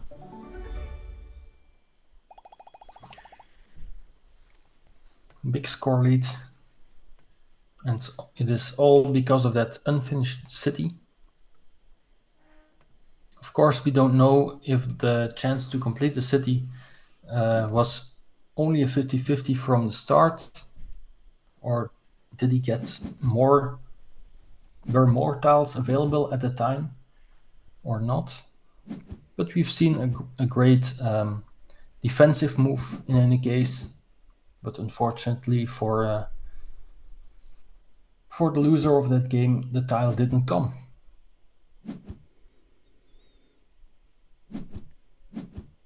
Still had to make that move, of course, as the only shot. And he did cash up a little bit because he got that, 6-point city and so on. MTU here playing against Viv. Quite a dry position. Lots of blocky stuff. Lots of, city plus road-shaped holes in the position, and it is the Frenchman who is leading with 8 meeples, 8 points against 4 points of MTU. I don't think there's going to be 8 meeples there at all. So, Mateusz with a splitter here has a lot of meeples involved, and now drew the tile which the Frenchman would have loved to draw over here to split the 2 cities. So the dream of getting a Dorito for red and trying to win a sizable 18-point city here with a 2 versus 1 majority is still alive. But until that happened, we're kind of short for meeples. So any suggestions, Raf? Do we just drop the divider somewhere, or does it come with our last meeple?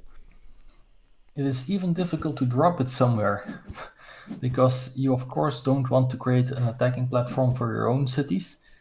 So, and you don't want to give your opponent any points for the monastery. So this is the only option, I think, or maybe one of the only options.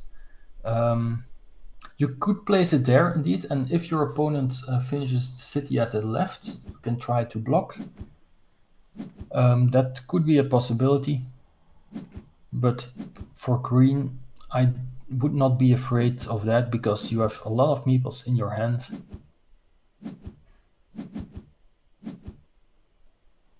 Really interesting moves from both players, and MTU gets the Dorito tile and successfully connects to the city, despite Viv trying to create a platform for reconnection. But it's in a completely even game because Vivian draws back-to-back road monasteries, going here for 6 points and control of the road, and now here for 6 points and expanding the field as well. It's absolutely a game, and I'm not sure if I prefer red because of the scoreboard lead or green because of the excellently placed meeples. Yeah, difficult question. I would, if I had to choose, I would prefer red here because I don't like, or no, I should say, if I had to play this game, I'm afraid of big fields myself, so I would not try to contest that big field. But here it seems impossible. So green certainly has the advantage, in my opinion. On the other hand, red is creating a coin flip in the middle of the board. Certainly a good way to try to come back. They're playing quite quickly, especially Viv is playing very quickly. And now we can try to block red's meeple, but it will also block his own monastery. So I'm not sure if that was a good play, but because that city will eventually outscore the monastery, I think. But of course, the only other option was to place it top right, I think, putting his monastery in a dicey situation, but also attacking red's road. So I think I would have gone with that move.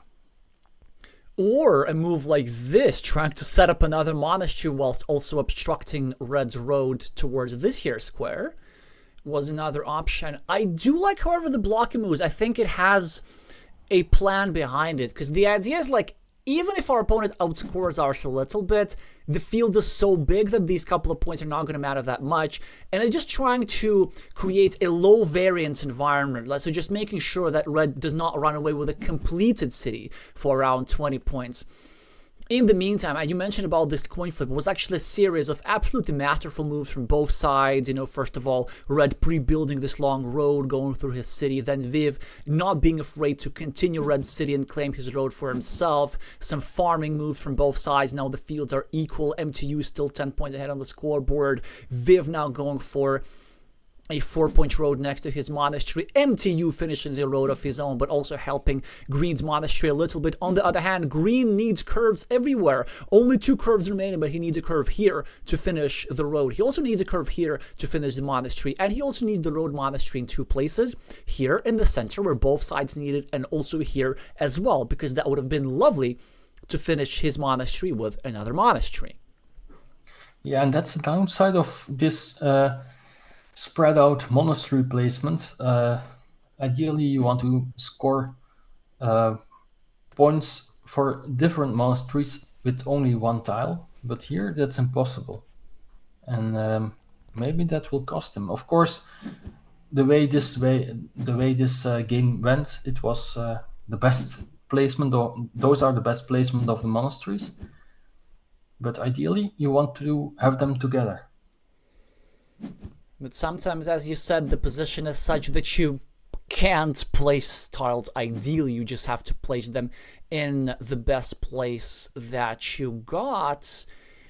And the three monasteries still are going to score lots. We can see a lot of quick points being exchanged. MTU having his meeple at the top threatened a little bit, only to be saved by the road piece. And now Vivian with a very interesting move, one which I did not expect. I expected something like this, going for the indirect defense. He goes for the direct defense. He goes for the coin flip near his monastery. He realizes that he's a bit behind. He wants to risk a little bit harder. He realizes that if MTU gets the monastery over here, then Viv's position is pretty difficult. So he decides, if I, the Frenchman, need to draw the monastery, then I'm going to put it over here rather than in the center of the board, and not only score the 9 points, but also give myself a meeple back for maximum impact. Yeah, exactly. He was maybe also afraid to add another point and indirectly to his opponent's city at the bottom. Although still, Red can join those cities together with one of the two remaining giraffe necks, I think. Like here, I would definitely consider that. But do you go here right now? Because, like, ideally you want to draw the Dorito first, that everything's neatly covered up, and then you go here.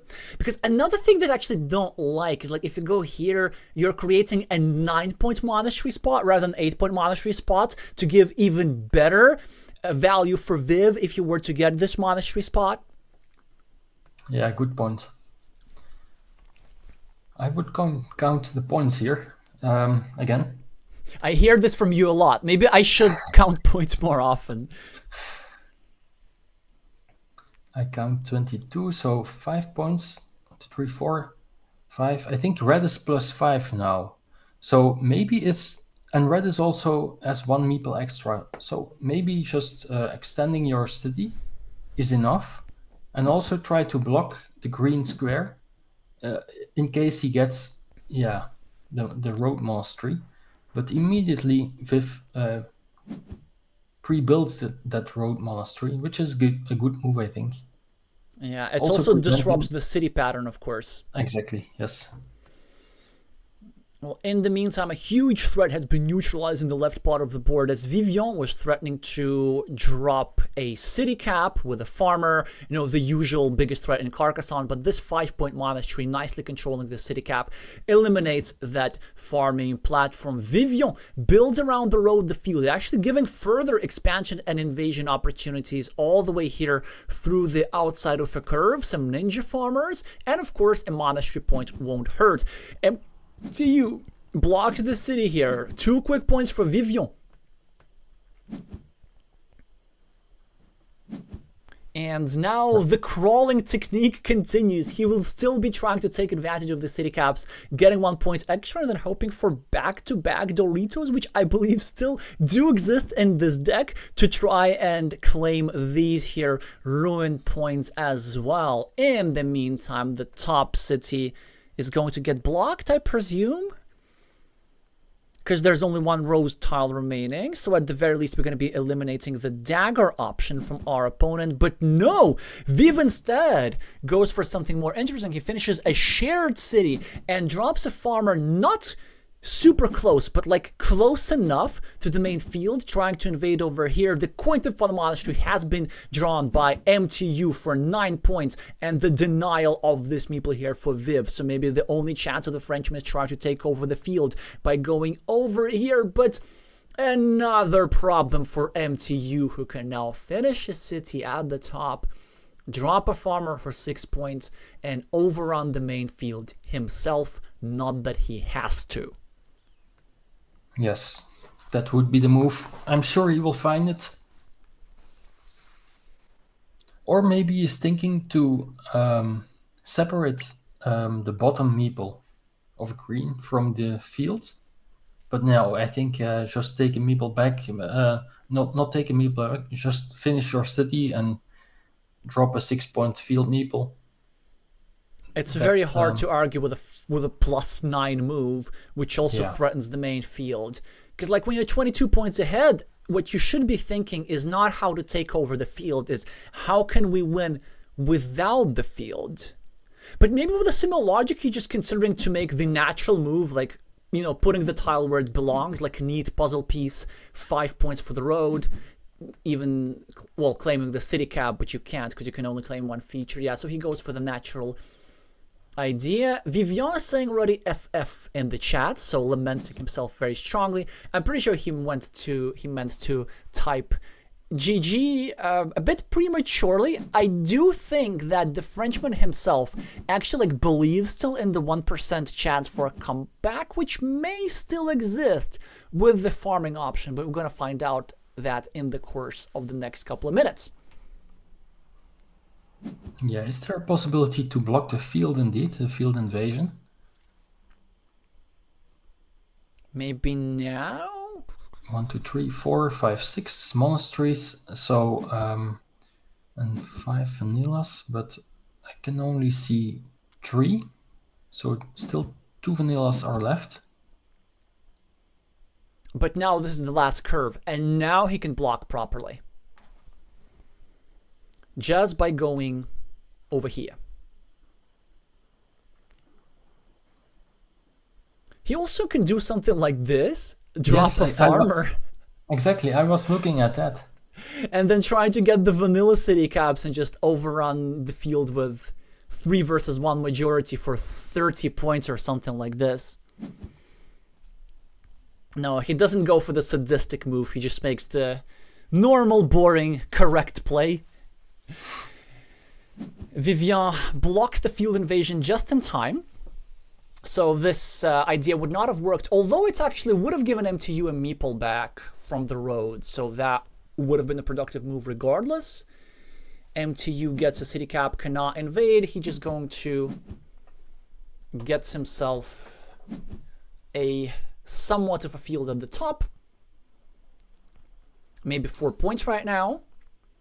Or maybe not, because Vivian is going to have a meeple to claim the resulting 9-point field at the top. Yeah, that's why he is taking 6 points. You see, precision until the end from both sides, really.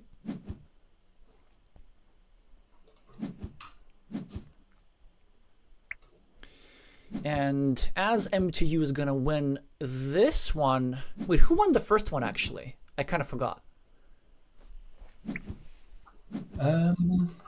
I forgot too. Or is this the first one? No, it's not the first one, right? I don't think it's the first one. I also realized that my scoreboard is all messed up, so we can't even see that. Why did nobody tell us? Whoops.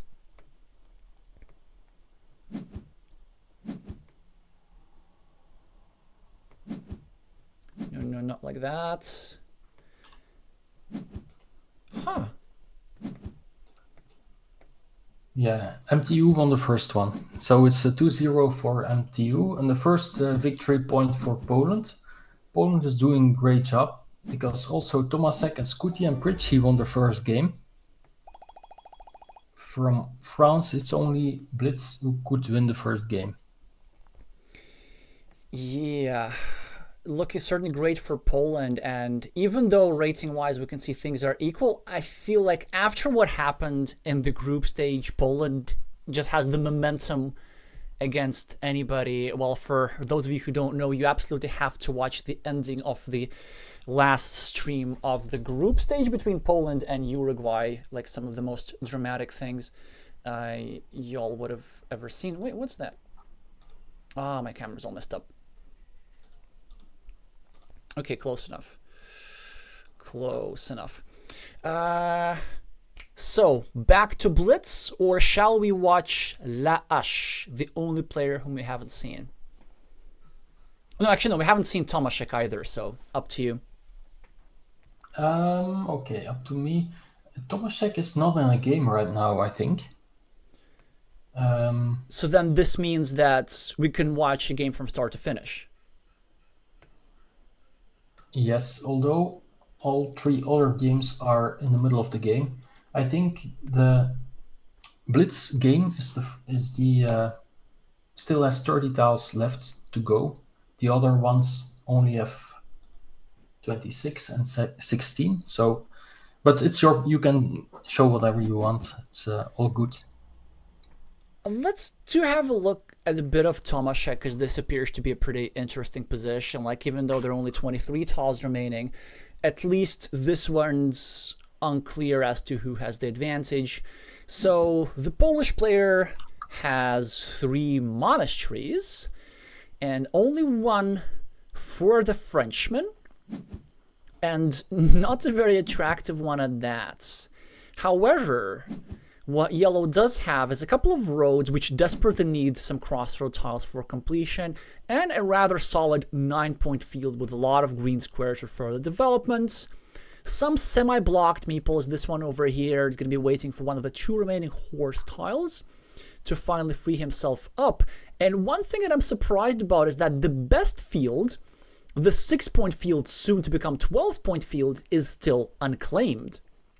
Never mind, there's the red meeple over here, which I forgot, which makes this position really good for red. Like, really, really good. Yes. Indeed. But again, I want to count the points.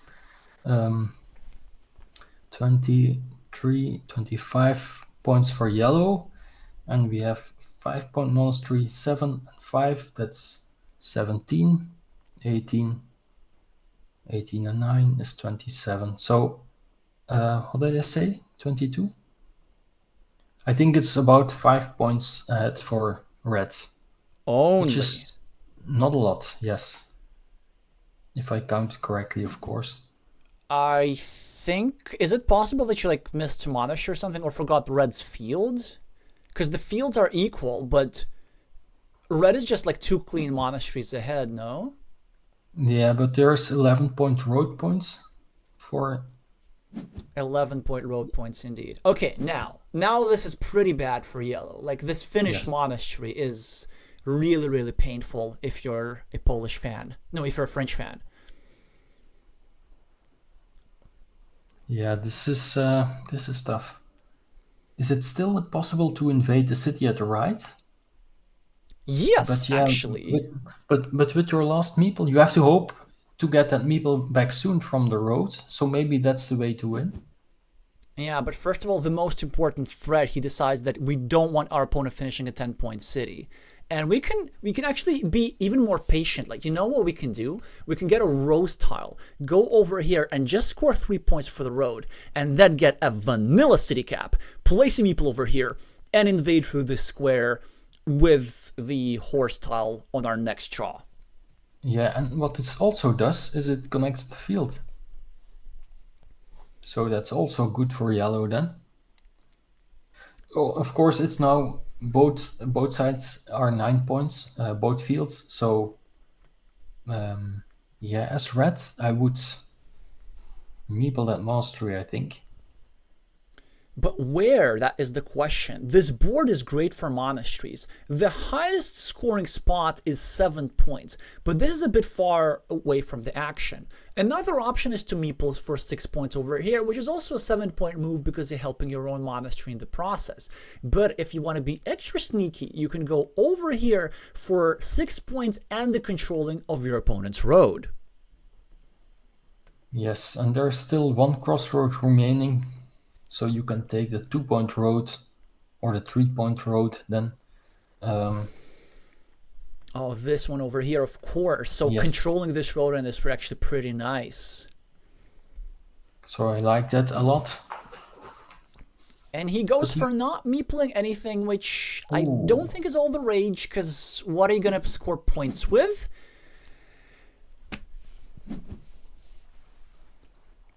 But we see the horse tile being drawn.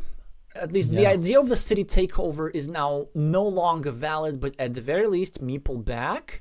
Now we can do something. Now we can actually go here at some point for the 6-point field and try to fight for the road. And in order to prevent that, I was thinking exactly this. Yes, great move from Tomasz. Yeah. Extremely painful. That's a great move. Yeah. That's a great move. Red is now getting points from those 2 cities 2 times. And he's even setting up something better, yeah?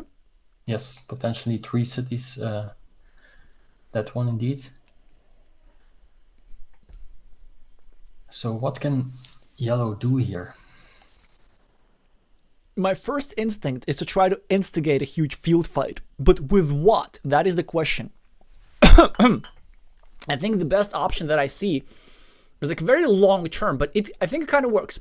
So my suggestion is we go here, we start a new city, and we're threatening to draw a city cap and drop a farmer. But the ultimate idea is to not do that. The ultimate idea is actually to loop around way over here, to try and connect our farmer from the outside of a curve whilst dropping the second one in the process, but that all becomes irrelevant whilst the Polish national champion cashes on his setup with a 10-point move, 4 points here, 3 points for one farmer, 3 points for another farmer, and all we can say to the French fans when it comes to this here table is just to express our condolences. Yeah, pretty much. I would still try to not give up, and there's a possibility to block the city at the bottom and also connect the fields. He should have done it for sure, taking away 9 points from red. But maybe he's waiting for a better tile to do it. And now, as red, I would just try to finish the left top monastery. That's the first thing. The idea behind that is that it's a normal move. When you're ahead, you want to be making normal moves. As Lacho, though, this is a strategic decision. Like if you want to try and chew them out to come back here. Option one that I see is that we go here and try to connect the fields as we saw earlier. So with 2 tiles, we can subtract 9 points from our opponent. But this would also make the main field impenetrable. Our opponents would be scoring 12 points with 2 meeples, which is only 6 points per meeple, but in that particular position, it's probably enough to win. Another interesting idea would be to go at the top for a 5-point city and try to draw a couple of city caps or a few Doritos to get away with a completed city and possibly another farmer, and maybe we could outrun our opponent that way. And I don't see a third idea at all, so it has to be between these two. Yes. And finishing the city is the one I would go for, maybe. It also adds 1 point to the monastery. Still 3 city caps are left, I think. Although you ideally want some Doritos to finish that one, but 1, 2, 3, 4, 5, 6, 7, 8, 9. Only 1 is left, I think. So it will be city caps if that city gets finished. Also, no splitter tile is left, so trying to somehow invade the big city at the right is not possible, or building it in such a way that you can invade later. Yes, like that. Not possible. What can we do? There's still one city road tile left. Is it the cow or the horse? I always forget. Horse. The horse. So you can place it like that indeed and try to overtake the big city, but will it be enough? I'm afraid it will not, because again, red also scores here 3 points. Yeah, and Lacho is trying to do something kind of the opposite of all the plans. So I don't know. I don't get this. Like he doesn't want to go for the city on his last move, one which is completable. Instead, he just helped his opponent separate the fields, which is good for red. And now he goes for a ruin which he cannot complete. So it just simply seems to me that Camille is throwing the towel here. Yeah, that's inexplicable to me, to be honest, especially the tile at the bottom. I think he calculated the Doritos, and he calculated, okay, all Doritos are out, so this is a permanent block, but also all the horse tiles are out, or is it a cow? Cow. I forget again. The cow, yes, are out again, are also out, so it seems like he wants to overtake the field somehow, but it's not possible. You first, before overtaking a field, you have to be in there to start with. Yeah, it's like a plan which works in the abstract, but it has not Like, he has not visualized the tile sequence in his mind with which he could come back. And also the thing is, like, the field is not that big for it to be worth it, because, okay, you're helping your opponent to keep the 9 points separate, and you want to spend a meeple trying to invade the 12-point field. What you're really saying is that you want to spend an entire meeple and 2 tiles, and we don't even know in which particular location, to try and like gain that 3 points difference between the 2 meeples. So it's not worth it in any case. Exactly. I was thinking it could have been like a misclick that actually meant to do it the other way, but I don't think that was the case. This looks deliberate instead. So I think he had the idea of the takeover that you were discussing.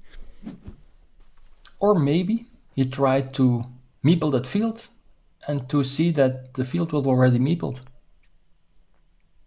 That is an option too, yeah. But if that were to happen, I would have expected a different timing tell. Like, I've made these field hallucinations many, many times, and then you meeple, and then you see that there's like this no little dot that you can click on, and you go, oh boy, like, and then you need to spend these 2-3 seconds like lamenting your choice. But we didn't see that. True, and the most painful thing about that is your opponent sees those 2-3 seconds as well, and yeah, they know, yes, and they know exactly. Haha, messed up.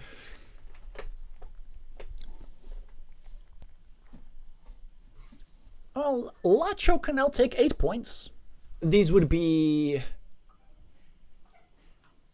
irretrievable 8 points. But pretty much the best that he can do. Exactly, and if Tomasek wins this one, and he will, it's 4-0 Poland. And the 5th game is Blitz. Only 2 tiles remaining.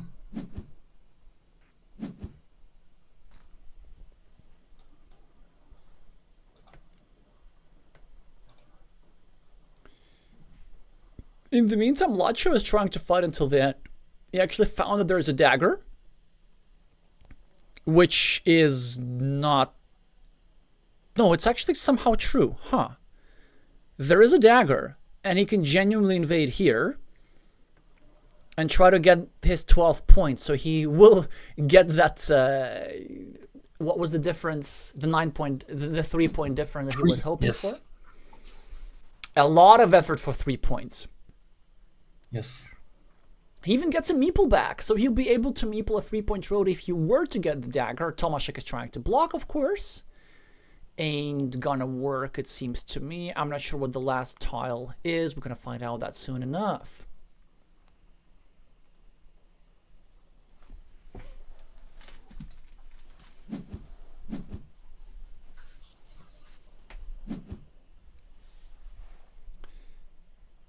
Nope, the pole gets the dagger. Yeah, indeed. So this is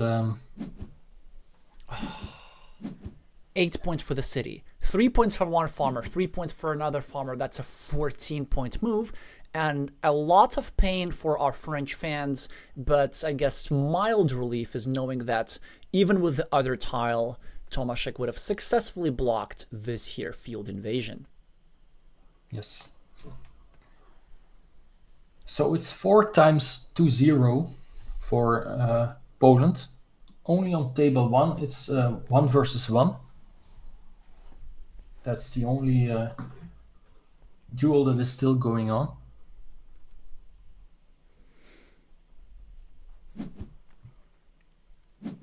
Like, we knew that Poland was the favorite, but I did not expect it to be by this match, as Tomasz is going to get some obscene farming. Look at this wall. Look at this beautiful, beautiful wall. So in fact, Red is scoring twice for every single one of these 4 cities.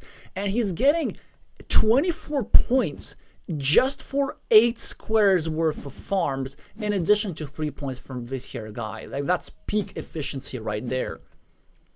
Yes. And normally, when you are scoring for those two fields, you are the one who is separating them, not your opponent. We need to leave for the third game. Oh, that's simply because the score is 2-0 and there are 3 games in the tournament. That's just like a technical thing. So that ain't no big deal. Anyway, congratulations to Tomasz for this one. There is still a bit of Carcassonne to watch. We know that the French captain is going to be playing for pride and honor. Because I need to remind you all that France is actually the reigning runner-up. They came second last year, so it will be painful enough to get eliminated in the first playoff round. Would be even painfuler to get eliminated 2-0. Exactly. So at the very least, Blitz is having here 2 points. And no, he's not having 2 points, but having the starting player advantage. He's having 2 points on the city. Green has 2 points on the road. And that's the start of the game. Do you like the orientation of the splitter tile? It creates... Yes, I do. Sorry, the crossroads, yeah. Yeah, gotcha. But I do. I know that it gives back a road tile, but it also creates multiple attacking platforms against the city, and this is something that I quite like. Okay. Interesting. I always face it with the field down. So do I, but this here position makes me think about it. Okay.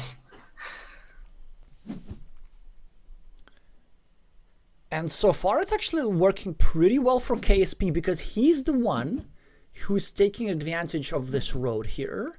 And Blitz Meeple was here in a precarious position, still is. Both of these guys, actually, even though it's a decent position here for Red, KSP now has a move which is going to show his style. And he goes for something more standard, continuing his city. You would have preferred something like this, Raf, trying to break harder?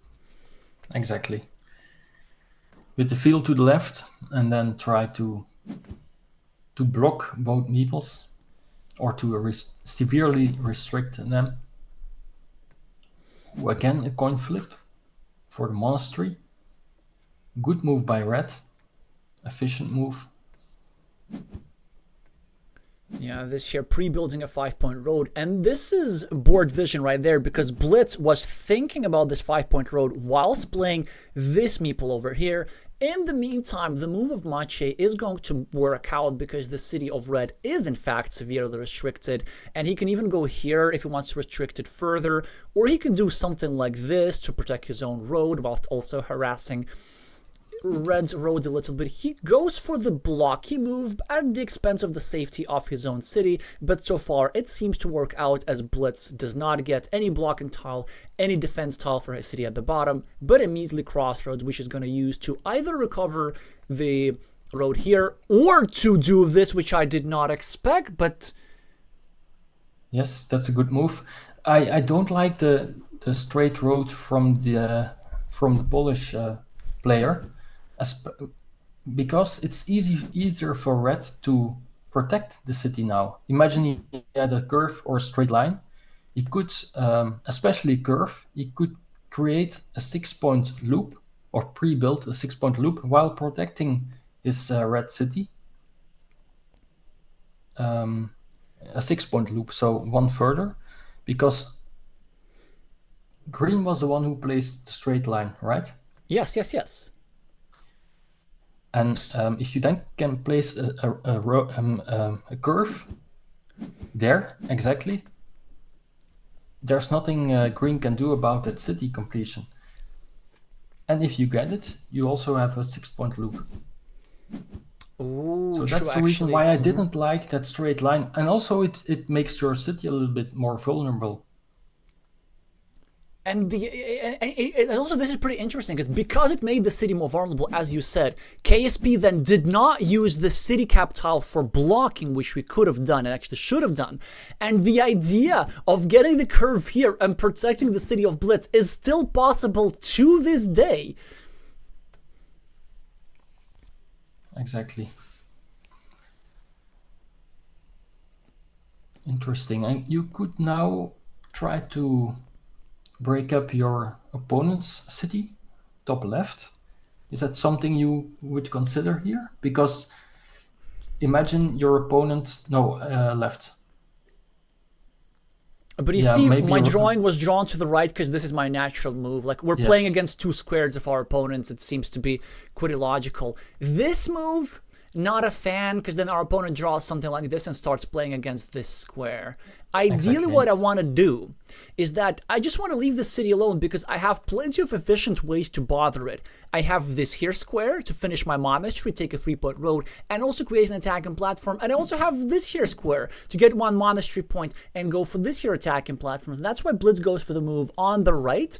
But KSP now has his choice whether to split off his little city to score 4 points over here or to continue his city. He goes for the quick point move for now for a 6-point lead on the scoreboard, and Blitz now with a shielded tile gets himself into winning mini battle, which is nice, but it does allow KSP to keep scoring and scoring and scoring. Ooh. But still no block of the red city. I would have done it by now. I would have done it like 10 moves ago, but apparently he just does not seem to care. I know, he's trying to be like super efficient. Both sides want to draw a curve. Blitz wants to draw a curve to save, and KSP wants to draw a curve like this to create this unfillable sequence of tiles. I'm not sure if green is that aware of how easy to complete the red city is. I think we both missed your defense idea with the curve.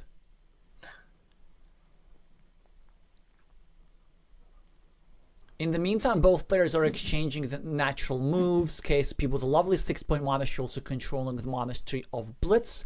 Blitz with a city camp, which is probably going to be used to develop the city on left. No? Yeah, or you can indirectly defend your city in the middle. Oh, this was an option, of course. Yeah, and also, 4-point city later. Of course, it's the same cap you have to use then to complete your city there and to clean off those 4 points. So maybe it wasn't that good, and this is probably better attacking a bigger city of green. Both ideas are pretty lovely, actually. I think that the priority of Blitz makes a bit more sense. We also see now that he wants to get a meeple back. Doesn't care about too much about defense, but a fantastic 4-point tile for KSP to reclaim the scoreboard lead and bring his monastery closer to completion. Blitz with the monastery will undoubtedly spend his last meeple in the spot where we're all thinking. Over here, looks totally worth it if you ask me. Or Raf, do you still prefer your defensive idea and go over here with the meeple or without? Yeah, the problem is if you get a starting tile now, or if you okay, you can use it, but I would have preferred a block or a saving move with a curve. But of course he didn't have any meeple, so that's why he took a meeple back, which is of course logical. I'm tempted to try to save that city, but I agree that 6-point monastery, stacking monasteries, it looks quite good. Oh. What does not look good is a rather weak restricting move with 2 Dorito tiles still available and one which makes your own city a little bit more vulnerable. Easily a miss here by Blitz. This move was by far the strongest. Now also getting a road meeple back a bit prematurely, whereas this defense now I think was really good. Exactly. Well, will we finally see a block? And actually, I don't think we will. I think KSP is interested in something like this. He wants to play against this meeple. He wants to like partially restrict this. The move, I think, still is this. Both sides seem to like not care about this perfectly viable 72% city at all. But yeah, would you... Okay, he did it. Finally. But you were bending the curve to restrict Red's meeple the other way around as I would do it. Because in case red gets the starting tile, you cannot finish your green city. While if he gets, yeah, like that. But that's why it's better for green to block red city like he did. Agreed. So, and I'm going to even tell you more, as Blitz is trying to, of course, play against KSP City quite successfully here. Was it crazy, with all 3 starting tiles in the deck, for Blitz to go here and orientate the curve like this, trying to gamble it up a little bit and draw the starting tile before KSB draws the 2 remaining Doritos? Yeah, interesting. Very interesting. On the other hand, at that time, green also had the 3 big city tiles in order to expand his city and make red strand on a one point city. There was only one of those remaining, drawn by Blitz. Yeah, but at that time, not yet. So, at that time there was 1. Now there's 0. But okay. I get the yeah, idea. I get the missing idea. One. Yeah, I was missing one. I'm sorry. Maybe it will. It's difficult to say, but as red, I would maybe even extended the green city there. No? How many tiles to still 3 tiles to complete. Of course, you want to prevent green from getting quick points for the city at the top. Yeah, the city at the top is way too painful. I have to agree with red. That we deal in Carcassonne, basically, if you don't know what to do, you deal with the most urgent threat first, and you just go threat by threat, like figure out what would hurt me more. Then you try to deal with that, but then you also need to assess which one is more likely to be completed, and this was also more likely to be completed because there's a load of city caps still in the deck. So seems to have been the choice. I think this move for Blitz was still surprisingly best because there's still 1 rose remaining, and this is his dream tile. To get here, finish the city, go for a 4-point road, and of course block this square with the thorn emerging from the stem of the rose. True. And now Blitz is thinking of saving his mastery maybe, but on the other hand, only 1 vanilla city cap is left. So it will be, chances are high that red will not see his that exact mastery meeple again. So that's why he took 4 points at the bottom, which is correct, I think. Yeah, you really want to eliminate the city caps, especially when your opponent has only 1 meeple and has not a lot of quick point opportunities. Both players exchange natural moves, and Blitz gets the best possible tile in the deck. The same type of shenanigans that he pulled off in the first game. Remember getting that starting tile for a block before the most likely outcomes? Then again, he gets like the 1 rose tile that allows him to block before KSP draws any of the Doritos or splitters. Yes. Very interesting. And now, do you free up your meeple? Indeed, he was thinking of it. 0-point move, but getting a meeple back. Not just a 0-point move, it's actually has some interesting ideas behind this, because he can go like this, and like this, and maybe like this, and like this, and try to create a huge ruin with 2 meeples versus 1. But all big city tiles are out, so that will be difficult, I think.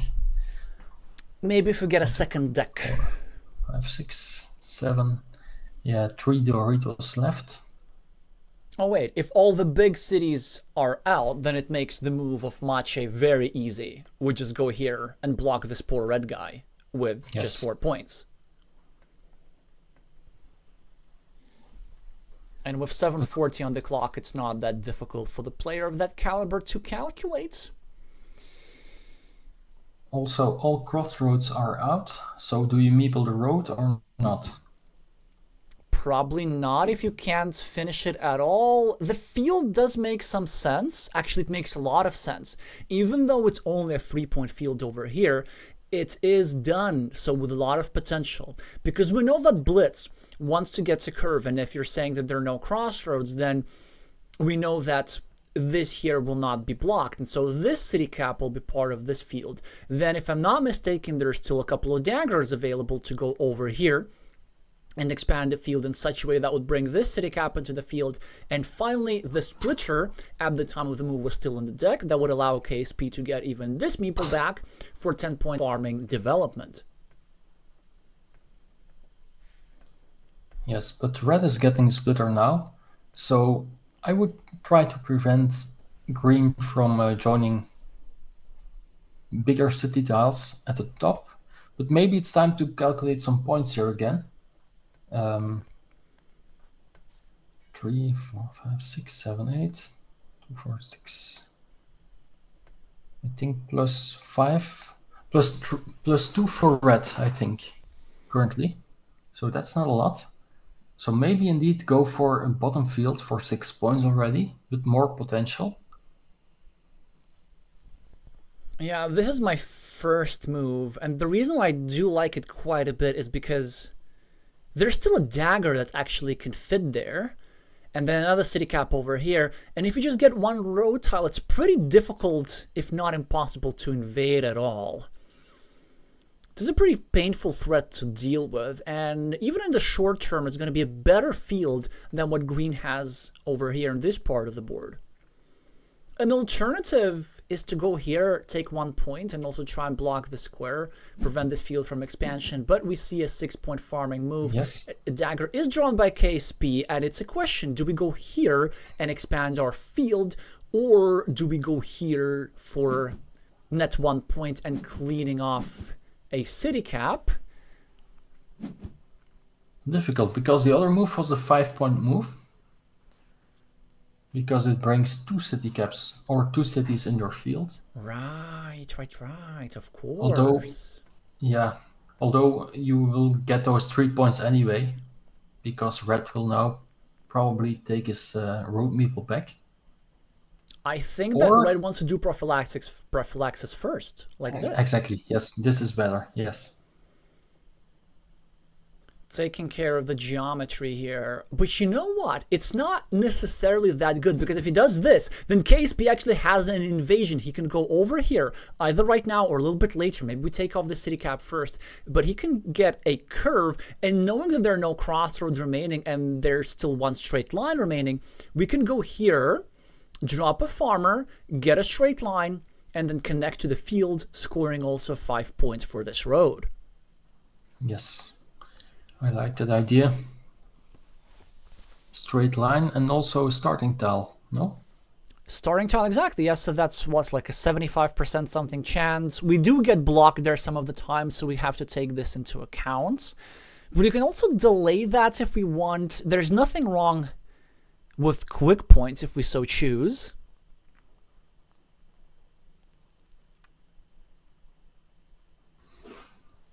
I think now is the time why KSP is thinking about this, to just catch up with the long neglected chat, because we have so many people. Hi Susanna, hi Jose, hi Sergio. Again, commiserations for losing that match via a no-show. It has to be quite painful, and I can only imagine how Salva feels right now.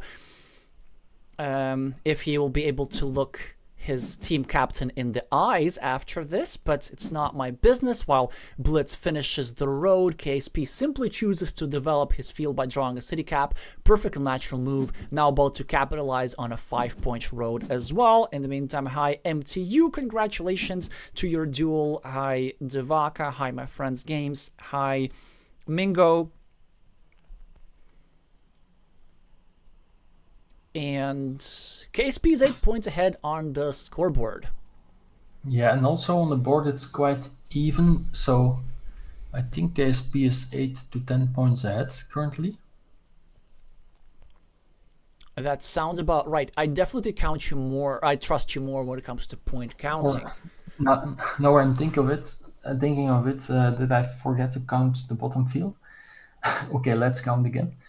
Well, in the meantime, Blitz has his like Dorito tile. It's a good tile for him. He can either go here for 2 points and also blocking this here square, which might no longer be necessary. Or he could go over here, try to score an 8-point city. He could also try and go for some ruin shenanigans, trying to take advantage of these here empty tiles. Plenty of options here for the Frenchman. I think the main question is, do we try to finish our 8-point city here, or do we not have to do that at this point in the game? Yeah, we have to know all the remaining tiles in that case. 1, 2, 3, 4, 5, 6, 7, 8. 2 Doritos are left, but how many city caps? 8, 9, 10, 11. Still 4, I think. Oh, I don't really like that move. This is how you play when you're ahead. Yeah, indeed. He's ahead by 1 point, if I counted correctly now. But this is huge. Ooh. Yeah. And look at this, Machi finds the field invasion, and whilst Blitz quite fortunately draws one tile that fits into the square, there's still that last straight line for a huge setup for KSP. And look at this, if Blitz were to have started an 8-point city, then he would have finished it already with a farmer. So it looks like a missed opportunity, but you mentioned Doritos. So since we see our opponent invading over here, do we try and meeple that city, hoping for a row Dorito, hoping that we don't get blocked, and finish a 10-point city instead? I would severely consider finishing the road here for 5 points. That's giving your opponent basically 1 point, but that means you're equal on the scoreboard with a meeple extra. Of course, the one downside of that move is that your opponent can try to invade the field, and if they succeed, no, I don't like that one. I don't think it's a very strong move. He's just trying to make it a coin flip for the straight line. So you see, like, now he's playing like somebody who's behind. So it's a bit of an inconsistent approach to the game. So he wouldn't risk for an 8-point setup, but he is going to risk for a 6-point setup with that field invasion. Both players exchange quick points, and the straight line has not yet been drawn. The first row Dorito goes for KSP for easy 4 points at the top, I'ma presume. Yeah, this is huge too. Actually, yeah, but two ways to score 4 points. Do we do this, or do we connect the other one? I like doing this. And so does matching. Yeah, and hope to connect the other one later. Because this is the last Dorito. So maybe you go for the big city now at the left, or is it too late? You're hoping for a curve to connect to the field. You're hoping for the straight line so that your opponent cannot connect to your field. So basically you're just hoping for a straight line you can use yourself. That's the main point. Okay. How many city caps are left? Well, let's try use the memory thing, right? Because remember, in that moment you said there were 4, and then 3 of them are over here. And so if we just don't do recounting, we assume that there's 1 city cap left, and we trust our previous selves that we did the counting correctly. Okay. That's the difference between tile counting and tile tracking. Yes. So that you don't have to count to 23 every single time. Yeah. Good point. Okay, but what do we do then? Well, I think Blitz could be considering the merging of these ruins, except that it's not possible because there are no big tiles or Doritos. Oh, were you asking about city caps because this move is still appealing? Try to get the Dorito? That's indeed the one I was referring to. But in case the opponent blocks with a row tile the correct way, or in case I think the issue for red here is that green has too many houses or something. If they get the city cap, you cannot complete the big city. If they get the road tile, they can connect to your field. If they get field tile, they can meeple a 6-point field at the bottom, which they're going to do right now. Yes, I think. Yeah. Also, Blitz is doing very poorly on the clock with only 30 seconds remaining, so just time to do one proper move. But also note that this idea here would have worked, but it doesn't matter, as you're going to get the 10 points for the city regardless. And is there going to be a straight line? And no, KSP does not get a straight line, which means that this field's connection is not going to happen. And this means that this field's connection is going to happen. And Blitz is going to get the only, but a psychologically important match point for Team France. Ooh, this hurts indeed.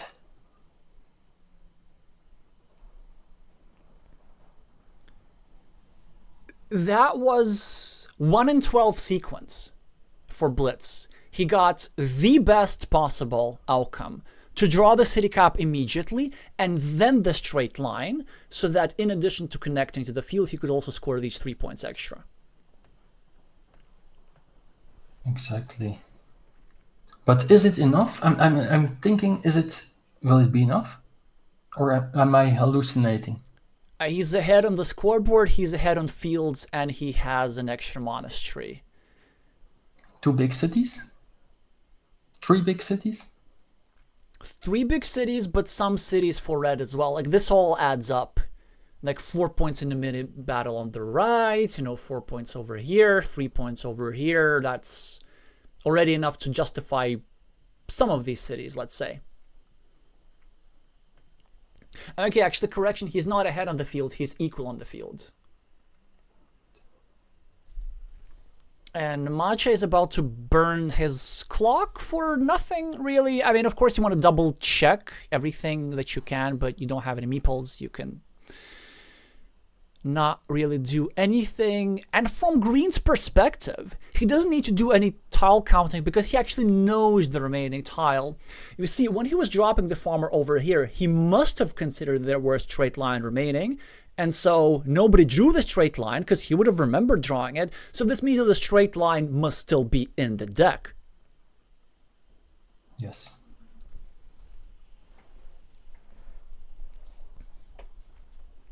Hi, Volodymyr. Yes, there are going to be anthems for all of the winning teams today, but at the end of the stream, because immediately after this, we're headed to the final match, which is Chile against Italy, although I'm not sure if you can make it, Raf. It's up to you. We've been here for a long time. And then after that, at the end of that, 3 anthems. I don't know yet because I'm counting. I think the score is equal, or am I seeing something wrong? And in that case, KSP would win. But Blitz does get the 3 extra points for the road. Did you count that in as well? Oh, okay. Okay, it's time to leave, I think. Yeah, of course. I forgot those.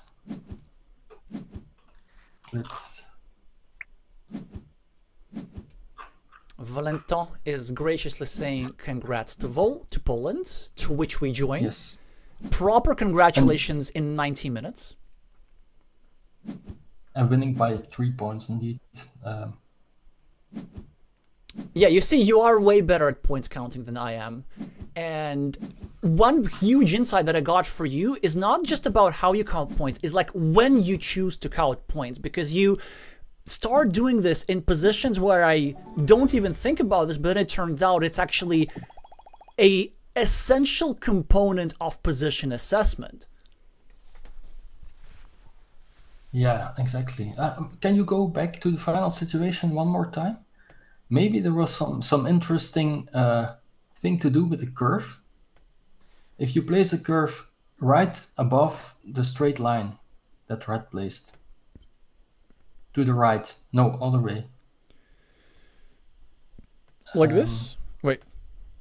No. Oh, yes, yes! yes. Genius, Raf. Could you No, explain to our viewers what this would have done? Yeah, maybe Red is thinking, okay, I won the game, I will take a 4-point road, but suddenly he brings in the green meeple to the big field, and green would win the game. Oh, that is absolutely sinister. And like, this is entirely realistic, except if you're gonna make that move, you're gonna need to see that in advance, like make this pretty quickly. So you need to make this as green, as if you're just like dismissing, oh yeah, whatevs, I lost this game. And you just like go here like instantly, poof. And then red, it's the natural move to connect like this, and then you miss the connection. You're such an evil genius. It's so great to have you here, Ref. Thank you. Yeah, but it's only now that I'm seeing it, because the tiles are on the board. So, but maybe, yeah, that would be awesome to win a game like that. Oh yes, that is just absolutely beautiful. And this is exactly this, the kind of stuff that I'm talking about, that is still a game between humans rather than between computers. Like, inducing a mistake is a real part of the game, tilting is a real part of the game, time management is a real part of the game. As we saw on table 2 in Brazil versus Colombia, showing up on time is also part of the game, which, you know, we're not going to talk about a bit earlier. I'm just going to address one more comment from Steve Herman, saying that if there is a straight line, green can block the field invasion only on one side. And this is actually what green was trying to do that. The problem is that there were 2 invasion spots, which made this invasion unblockable on red's part. Yes, the only thing you can do here is hoping that your opponent would be inaccurate and go for the 4 points, so-called, but bring your own meeple into the big field. Yeah, this would have been like move of the week regardless. And imagine if this were like decisive for the match. That would have been, beauty. Like Poland would. Okay, I think Poland has like delivered enough content last week for years to come in that match against Uruguay. So just a normal 4-versus-1 win today is going to be enough for them. Amazing games. Indeed. So Chile versus Italy is happening now. Are you staying on? Are you leaving? If it's okay for you, I will leave, because I'm quite tired. Tomorrow is a long day again at work. So, but I was very happy to be here, to be part of your stream. Everything worked like a charm. The drape didn't fall. So yet. only good things. Sorry, I'm not jinxing it. Well, yeah. Let's see. You did jinx some things for the players today, or not jinx, but like very precisely predict. True. So maybe before you leave, just quick predictions for Chile versus Italy. Who's the favorite? I would go by a draw is not possible. Let's say 3-2 for Italy. 3-2 for Italy. On which tables? Ooh, 1, 3, and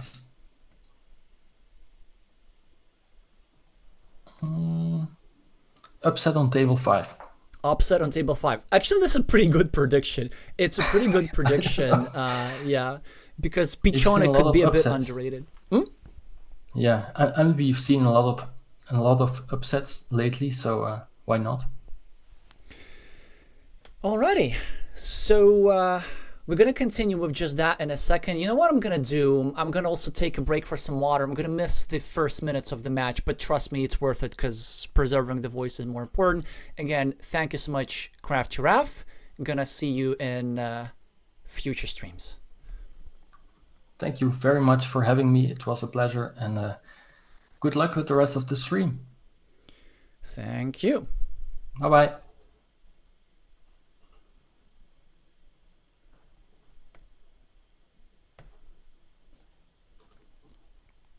Right, so we've lost Raf for, well, not for a second, but for the remainder of the stream. Just a quick preview, really, not much to spend. I think Raf's prediction is on point. I do think that the play with a spectacular screen name, Polo Verde, is in really good shape right now, and Hector Arce is going to have a tough time. But the Chileans have their opponents outrated. I'm going to say that Italy is favorite on table 3 because Francesca Barry 10 is now rated like 670, and Aden's also a master, but she's just in very, very good shape. Actually, I don't know. No, it's going to be pretty close. It's going to be 2-3 regardless. And we are going to watch... Let me think about this. We are going to watch... Actually, let's watch these guys, because they also have the most history. Aden Laceres has a very solid rating right now. And I don't remember ever showing Barry 10 on stream, at least not recently. So, Aden's playing yellow, Francesca's playing red, some roads for yellow, some incompleted cities for red. Pretty equal position. Definitely yellow's ahead here because the cities for red are placed in rather a clunky way. So you can watch this for the next couple of minutes. I'm going to be back with some hot beverages.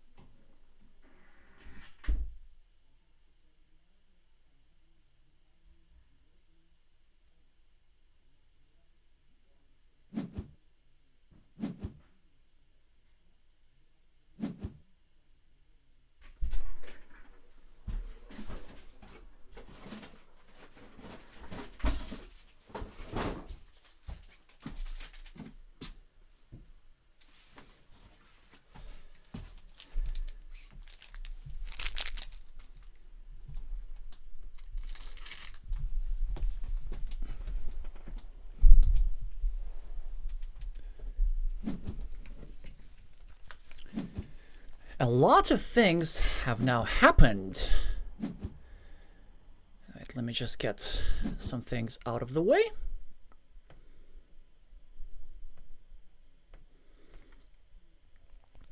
So Aden, 6 points ahead on the scoreboard. Make that 2 after Francesca completes her city on the right. Both monasteries are roughly equal for both parties. Must have been a roller coaster of emotions for, first of all, red drawing the 7-pointer and then, no, a yellow drawing the 7-pointer and then red drawing the 6-pointer. And now we see the first blocked meeple of the game, making this here 3-point meeple really unappealing. It has a lot of open squares, like with a horse tile, for example, 2 points over here, cow tile here. It will be able to develop. But it looks like we're headed to a rather open position with lots of green stuff here, here, here, here. And this sort of position is going to favor the player with the meeple advantage. But red is doing a great job in getting as much compensation as possible. So first of all, she's a bit ahead on the scoreboard. Now with these blocked points, she's going to have like 9 extra total, which is just enough for the price of 1 meeple. She's trying to connect to this here road of yellow. And she's also building cities in different parts of the board. So despite there being a lot of green squares, they're actually separate fields. There's a little 6-pointer, potentially 9-pointer brewing on the right, but nothing that would require massive field fights just as of yet. Fantastic tile for Aden. Getting a 7-pointer in the center of the board, so much so that I kind of like this idea by Barry. trying to sacrifice a city cap, although, man, that is pretty rough to sacrifice a city cap like this. But the idea is to just try and block the square. There's still 2 tiles that are remaining to fit there, but with a curve, she can block here successfully. Now that I think about this move a little bit more deeply, I would not have done this. It seems like sacrificing a bit too much value. I would have just been okay with Auden finishing the monastery, or at the very least, I would have like tried to get a Dorito tile or something more useless first.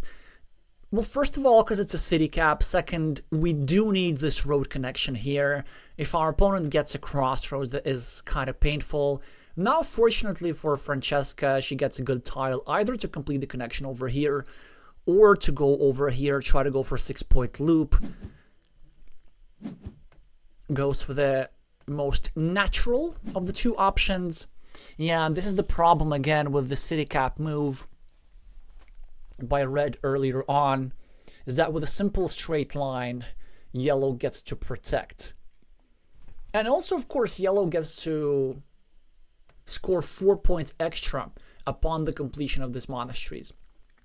Still, don't count red out, because first of all, she can still draw both of the remaining dagger tiles that fit into that critical square. Second, even if yellow draws one, probably red's going to get some sort of temporary meeple advantage. It could be quite a wait until yellow draws this. Then let's say if yellow draws this dagger, scores 4 points over here, then it's going to leave a 4-point road up for grabs. Wow, and Auden just bets his entire game on the 75%er. He's trying to play peak efficiency, but I'm not sure how much this is justified. So you see, but I was just saying like how this move is going to leave the 4-point road up for grabs. He said, no 4-point road for you. I'm going to get the city cap. I'm going to get the 4 points here, 5 points here. It's like an extra monastery, really, this city plus road. So it is a very high variance play. Now, equity-wise, it works just fine, because he's indeed the 75% favorite to draw this at some point. But is he the 75% favorite to draw this early enough so that it has an impact on the game? He is going to be putting himself at a temporary meeple disadvantage, and I've learned the hard way recently against the Ukrainian player with Queen M Smile Hyphen that giving your opponent even a temporary meeple disadvantage can hurt you real bad. Straight line for Auden, probably looking to use it for the city protection at the top, although I wouldn't be too enticed to do that. Now, actually, we're going to see some problems for the Chilean. Normally, you want to leave the square open, but what red is currently threatening is something like a curve over here and a Sophie's Choice block, forcing Auden to need the same tile here and here. So maybe as yellow, we should have gone here, and we should have tried to actually need different tiles in different squares. Barry finishes her city for 6. Auden's trying to develop his city for even more. 12 points on the scoreboard for yellow, and the first farmer of the game, one which is greatly justified with 2 completed cities, 1 extra city cap, a bunch of expansion potential down the bottom, and maybe even up top. Only -5 for Auden. Still, this huge setup waiting to happen. The main issue is the timing. When exactly, if ever, is that tile going to be drawn?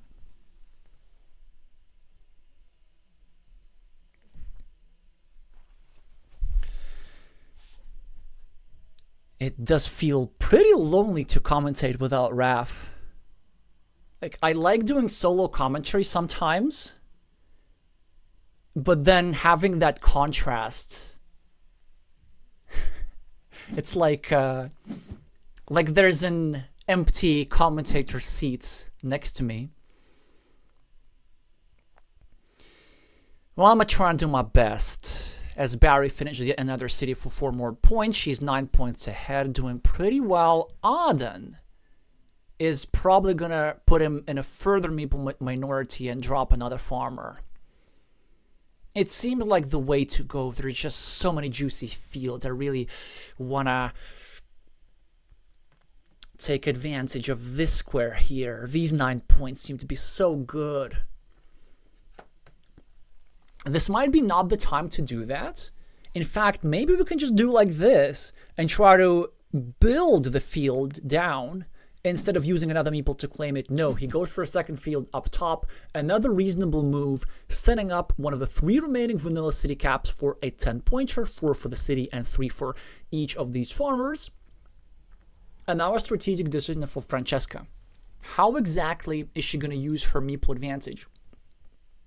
The highest scoring move is, of course, go for this field and drop a farmer here and just try to equalize everything. And this is exactly what she does. The one slight downside is leaving this road back. But Aden does not get a road. He gets something far worse from the perspective of Italian fans. The 10-point setup, putting him at only -5. Barry with 3 points and blockage of the 6-point field, which actually is spatially pretty good for Aden. But now it creates an interesting situation on the board. Because I was going to say that Barry has the meeple advantage to try and abuse these here guys. If Aden, that is, gets one more curve, he will eliminate the last reasonable field attacking platform. And now we're going to start talking about connecting the field all the way here. And these 2 yellow guys bothering this here red lady.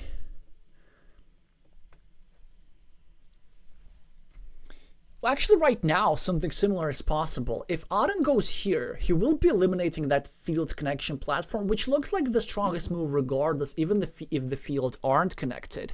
Barry gets the first dagger. This is huge for her. 4 points for the road, getting closer to connecting the fields if she so chooses, and then also this city cap of further development. But most importantly, no dagger tile for you.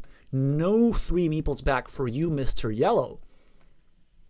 -12 for Aden. The last rose tile of the game is going to give him some chances to get some quick points and catch up on the scoreboard a little bit. Hi Horim, rooting for Chile. Also, why you're not playing? Very curious.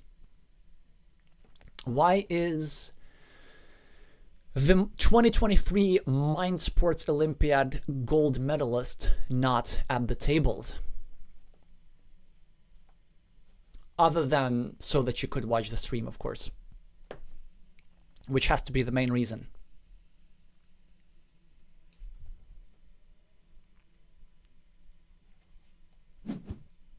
Aden gets the 2 points in a nice strategic location. I do like leaving the city cap in a place where he could benefit from a farmer in the future if he completes his monasteries. Yeah, that works quite nice. Also restricting the city a little bit. Normally, I would be apprehensive because I don't like giving my opponents ruin the chances to score a 4-pointer with a horse tile, like 2 for the city, 2 for a road. But because all of the horses are already on the board, the Chilean master correctly recognizes that this is not a threat. Dan Las Heras with a curve and a strategic decision again.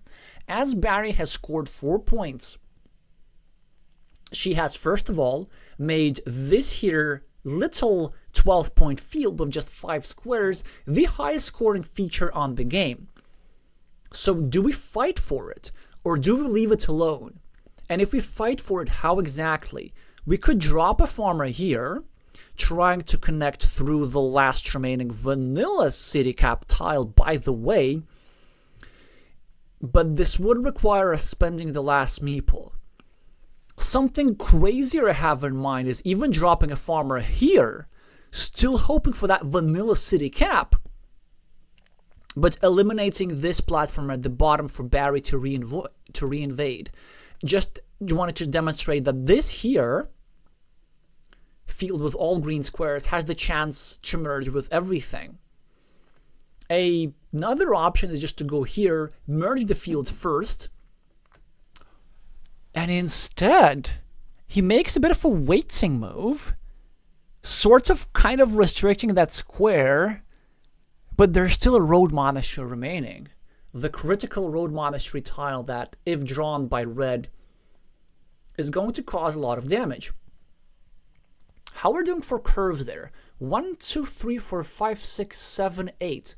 So still one curve remaining for Auden potentially go here, and then the road monitor to go here. But of course, Barry's not going to let that happen. That's the thing. That's why maybe it wasn't crazy as the Chilean to try and spend that last meeple on the farm. Because now it's a pretty easy decision for Barry. She, of course, goes for the 6-point farm, which, by the way, can expand for more with the road monastery all the way to the outside, bringing in this city. So she doesn't even have to connect to the main field. And now... But wait, now I don't get this move by Auden. It looks like he's trying to separate all fields. But then if Barry gets the road monastery here, she's going to have a huge majority with 2 versus 1 in a farm with like 7 cities.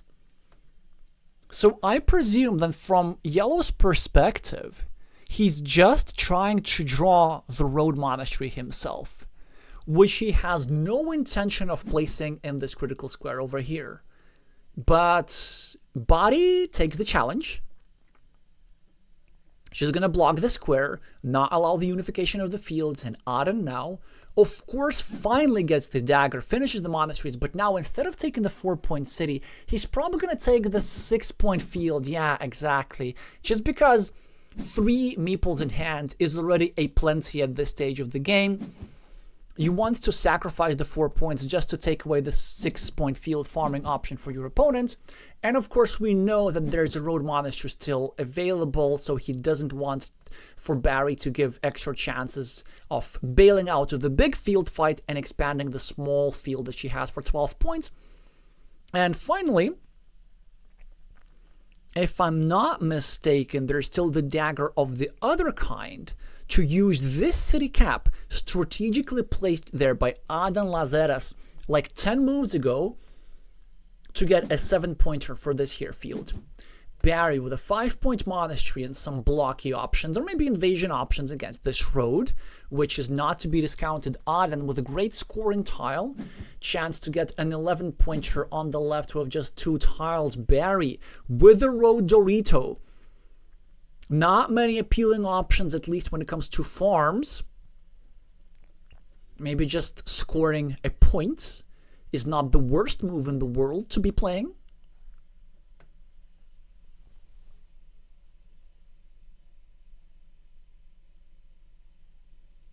Horim is saying we have very strong players. Usually I, meaning Horim, is one of the strongest, but after intense analysis, I thought that this 5 players were stronger than me at the time. That's a very humble and self-aware choice to not line yourself up as the team captain. Let's see if this choice is justified, and it's looking pretty good for Chile so far, as Auden cashes on his 11-pointer, is now ahead on the scoreboard, and his 12-point field at the top is looking good enough that maybe even without the road monastery he can win, but now that he gets the road monastery, it is absolutely fantastic for him. He can go here, take 5 points, preserve his 12-point field at the top, and even try to get a second meeple in the event of an invasion by Barry. Certainly need to spend some time trying to figure out the exact orientation, but really the most important thing, just don't place it over here. Just don't lose your big field for your opponent's huge majority.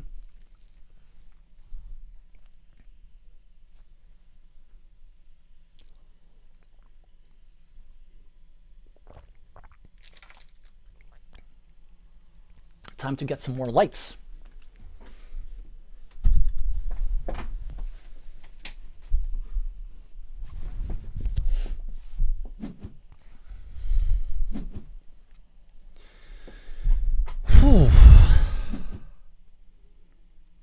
A bit of a different move here from Auden. Maybe not the most precise if you ask me. He does get the 6 points for the monastery, but if you were to have placed them over here, then Barry would have connected, and then Auden would have reconnected. sharing a 12-point field is not as nice as having complete control over the 12-point field. And now suddenly we're completely equal on fields. Barry has this 12-point field to equal the top. This 6-point field here equals this 6-pointer here. So the only thing that Auden has is 3 points for this here guy. Yeah, I don't know. Yeah, the more I look at it, it does seem like a bit of an imprecision. But still great position for Chile. It's really mainly the 8 points on the scoreboard that's going to matter here. The 3 points for Barry are not going to be of much help as she's still 3 points behind. Auden, with a 6-point move available to him, very quickly finds it and has rather safely 2 minutes still left on the clock. And now Francesca with a 6-pointer available of her own is surely going to take it. First of all, double checking for any other options, but you know, no reason to take time there. 3 extra points for Auden, cashing in on the setup so early invested by him. Tremendously interesting game, and the strategy betting on this road monastery completely paid off for Auden, not allowing his opponent to take advantage of her extra meeples.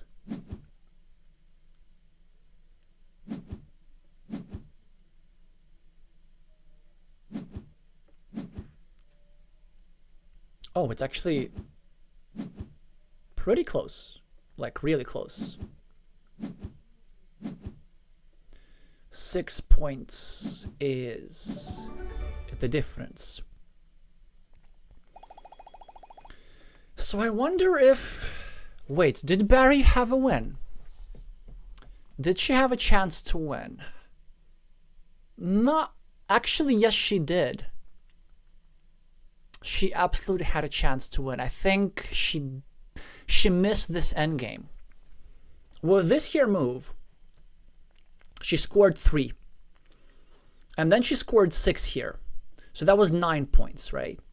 But instead of taking these 2 points, she should have hoped for this here tile. If she were to draw this tile, then Auden already would score 3 points less because he didn't have any meeples. So -3. -3 also, of course, for Barry because she would not have scored the 3 points for this road. But what she would have done instead, she would have gone over here, tried to drop an unblockable farmer with a 1 in 3 chance of invasion. Then she would have gotten this here tile to successfully invade and score 12 points. This would also mean that she would not score 6 points for this city, right? So -6.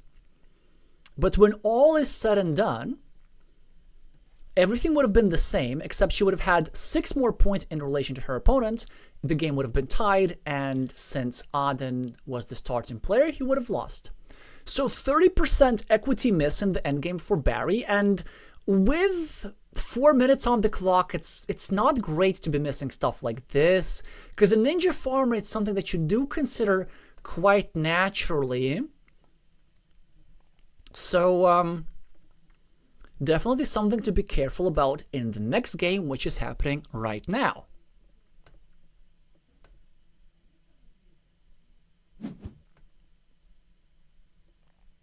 Oh, also, did I even change the scoreboard? No, I didn't change the scoreboard. So let me just do that.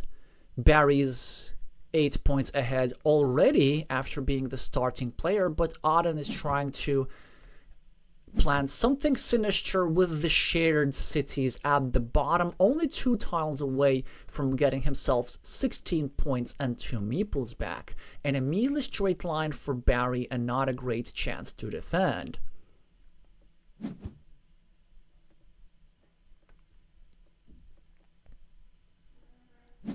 Just create some dangerous squares next to his city. Both players are not drawing impactful tiles just yet. Is it... Okay, let me try this. Does it work? Oh, that's actually, it works quite nicely, so it's not going to take me too long to update. There we go. Need to move that in front of the board for a second so that you can also see the ratings.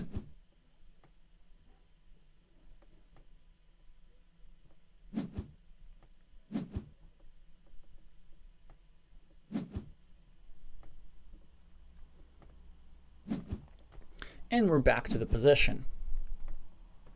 Wait, what am I doing?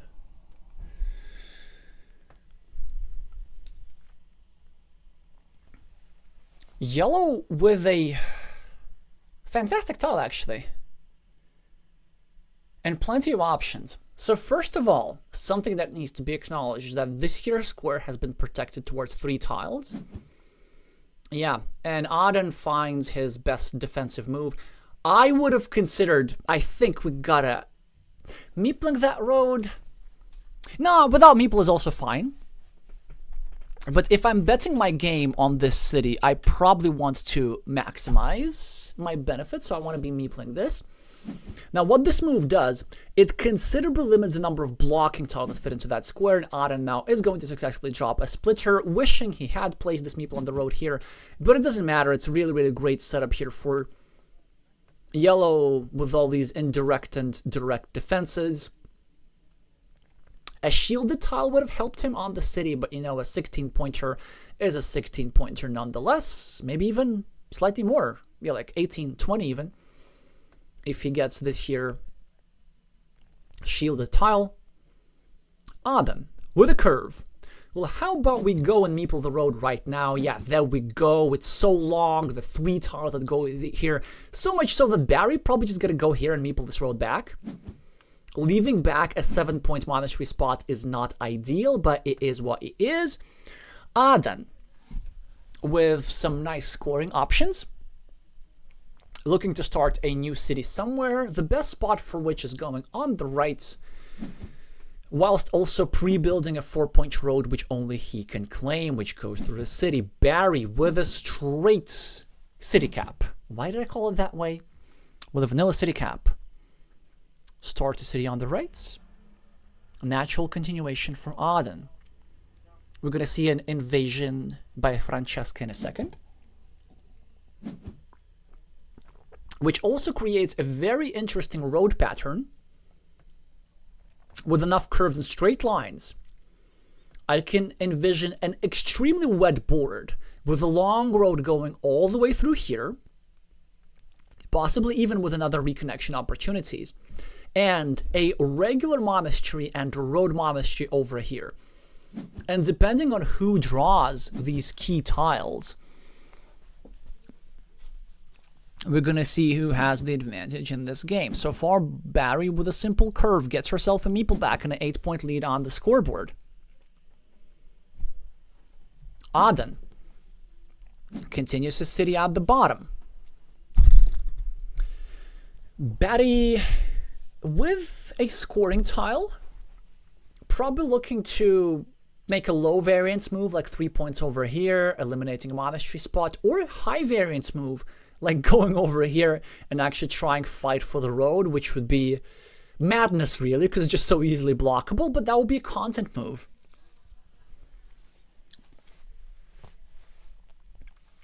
So what is the highest rated Italian player gonna do?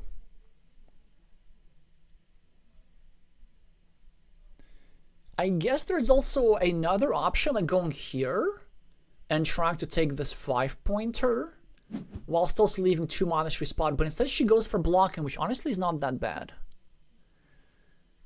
Maybe 3-point is a bit too much to spend on blocking in this instance. 3-point is a bit too much.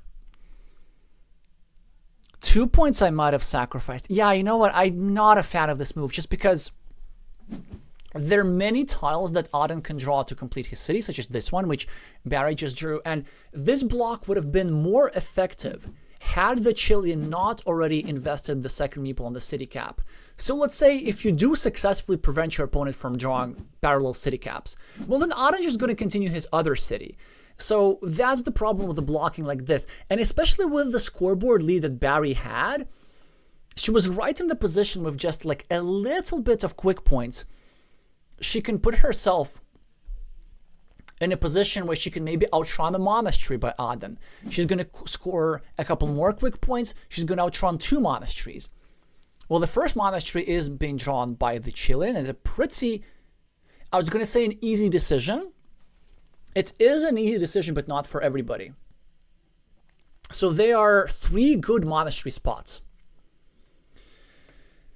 This is the most obvious one because it's 8 points, and it is the fact the best move. But many players won't like it because they're only 2. Oh, this is painful to watch. This is painful to watch. This is not the move. This is not the move, my friend. This is not how you play this game.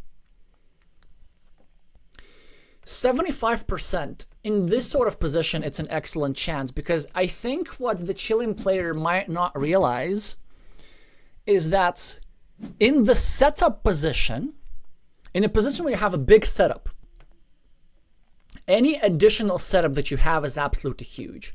So he has 3 impactful tiles here. To take a monastery for 8 points already and sets up 2 additional impact tiles here gives you like a total of 5 impactful tiles and a 97% chance to draw at least one of them. Actually, I think it's a bit more than that, but definitely the points left on the board by Aden. So instead he takes a point like a monastery, which makes sense. It does control Bari's city, but it is less likely to be completed than that juicy spot. I can understand that he doesn't want to invest his last meeple at the moment for only a 75% chance of recovery, but it's not only, it's low. And look at this, he gets his monastery restricted regardless for the same 2 straight lines that he's gonna have. So I don't know.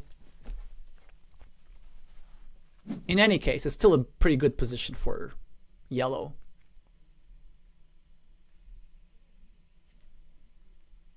The only thing that he needs to take care of is this dangerous city here. He doesn't have anything that he can draw, that he can use at the moment to limit this square, and that's a pretty dangerous square with all 3 starting tiles still remaining in the deck, which would both continue the city and threaten its completion and block Aden's monastery for just 8 points, which he could have had anyway over here. This move seems to be a bit of an unusual instance of prioritization. Bari, not afraid to meeple her monasteries, of course. 7 points here, consolidated a 12-point farm, which has only 1 point of invasion at the moment through here, through the starting tile.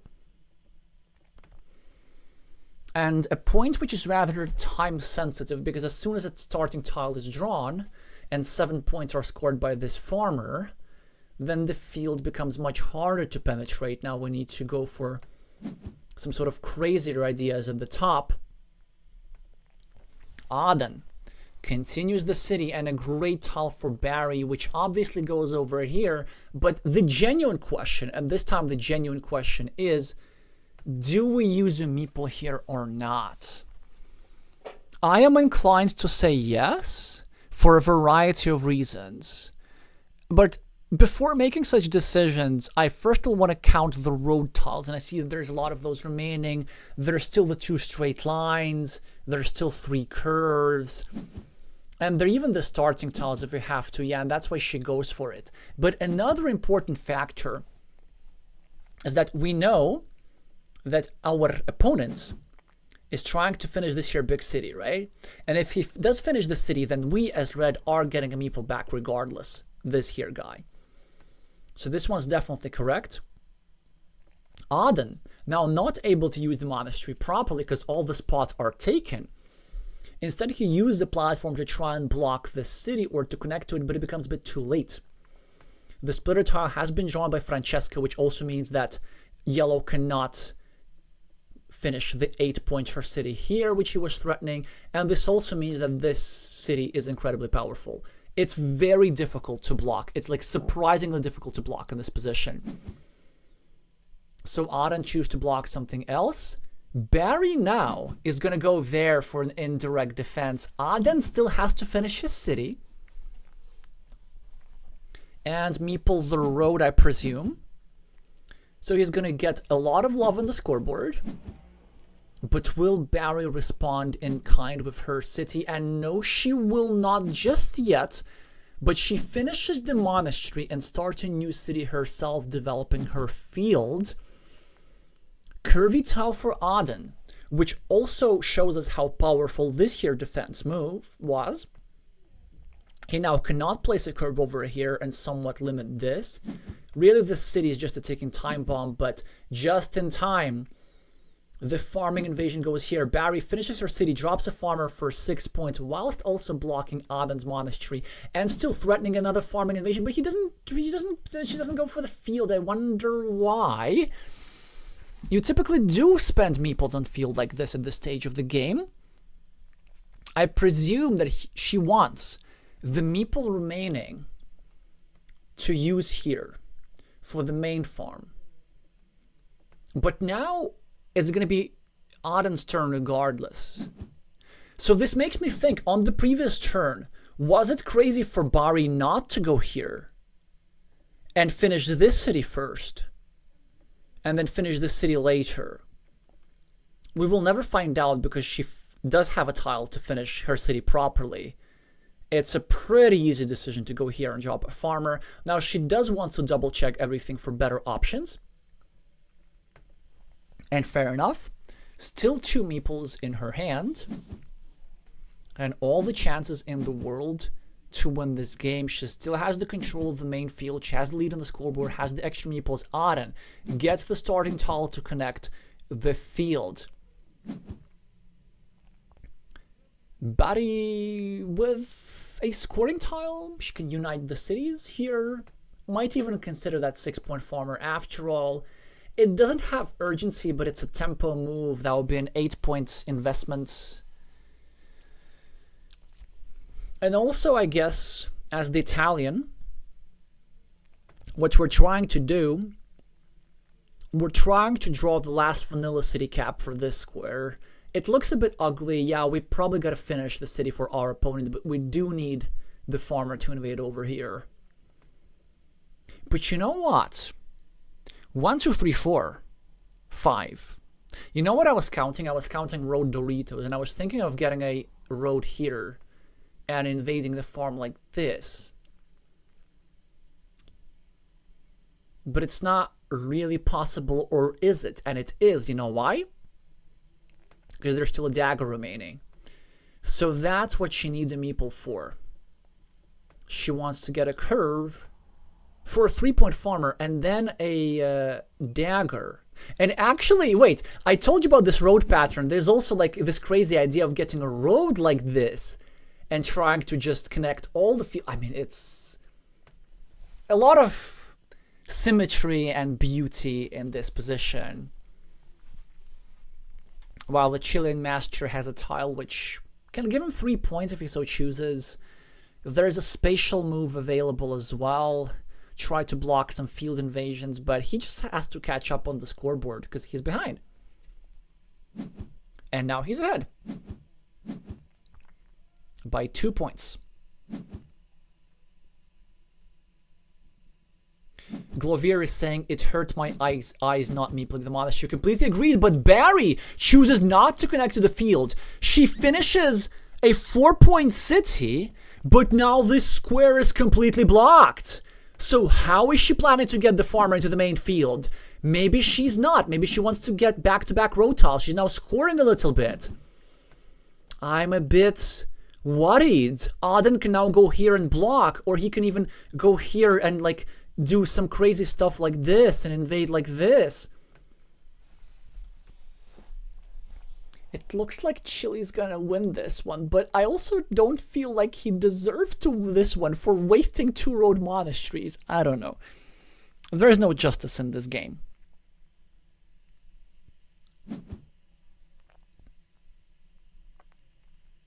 Hi, Crafty. Thank you for co-commentating just in a different mode.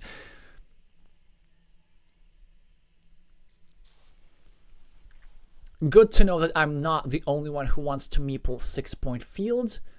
Can Barry win fieldless? Actually, she might. She's 6 points ahead on the scoreboard. Monasteries are equal.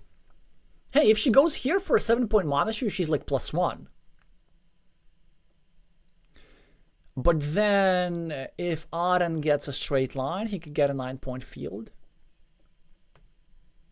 It does look like a pretty enticing move. And surprisingly, we can still finish this monastery somehow. Yep, we can. Straight line plus dagger.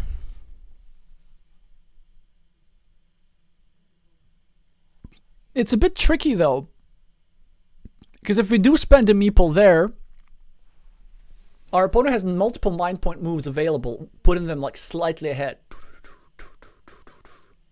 Actually, no, not multiple.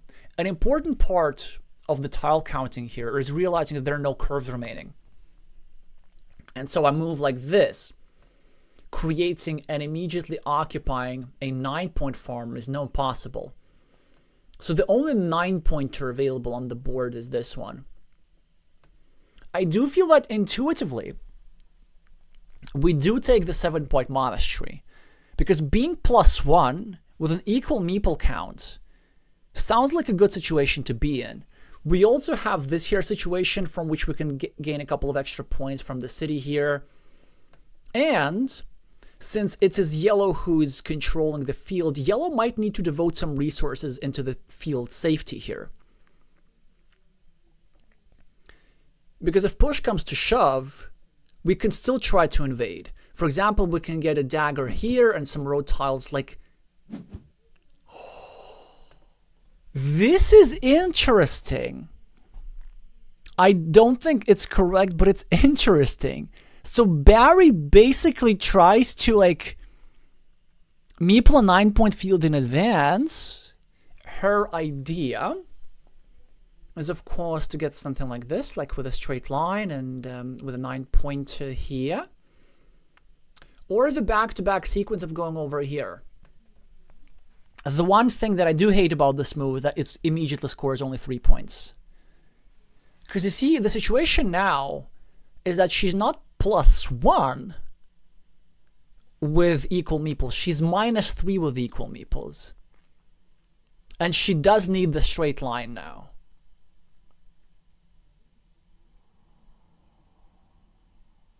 But then...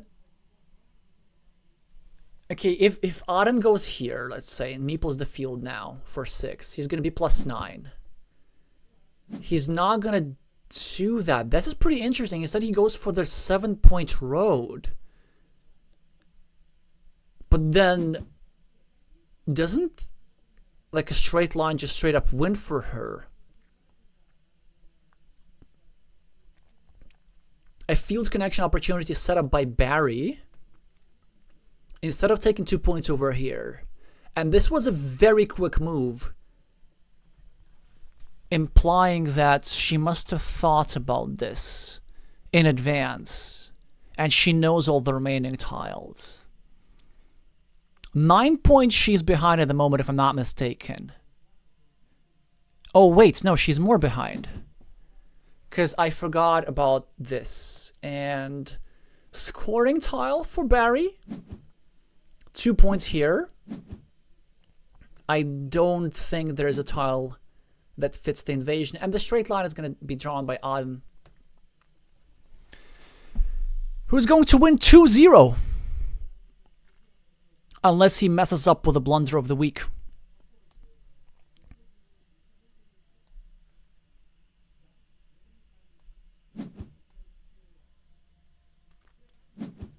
Just a crossroads for Barry to make the scoreboard, the score difference somewhat bearable. Sorry, that was so bad, so bad. But I'm not sure as to what this scoreboard difference actually is. GG singular, Francesca is saying.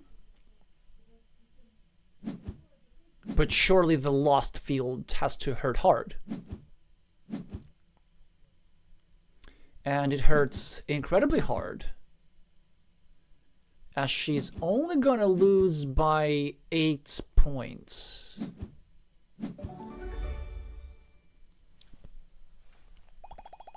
So this means that the field might not have even been enough. But you know what? The monastery plus field combo probably would have. If she were to go here for 7, that's 4 extra. And if she draws a straight line, she just meeples a 9-point field straight up. So that's 3 extra. And then if she gets this tile here, that's 2 extra. So she wins +1. Yeah.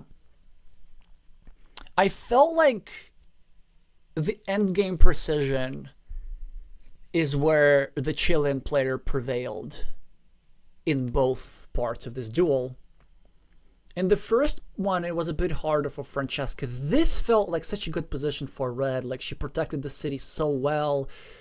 Aden clearly messed up with the monasteries, whereas Francesca didn't. But with the city cap here, yeah, just finishing this city was, I think, the way to go. So playing it safer, making the move that's actually gives her the meeples and the connection, maybe meepling this field early, and just rethinking the game plan really for the last 5 or 6 or 7 or 8 tiles or so. Because I felt like in terms of win percentage, there was something more that Red could have extracted from this position. So that's your first duel for Chile. Absolutely big score here for Aden, defeating a highest rated player and Italy's main hope. So let's see if we have anything better for Italy in other moments. Hi Juan, thank you so much for the kind words. Do indeed meeple the like button. It is very good for the algorithm and for bringing more people into competitive Carcassonne. Wait. Just needs to... Okay, now I need to somehow make the decision as to whom we're watching next. How do I make this decision without Craft Giraffe? Looking pretty good for Chile. On table 1, Hector Arce is ahead against the Italian captain, which surprised me because I thought the Italian captain was in very good shape. So it is either Claudio versus James or Diego versus Giulio on table 4.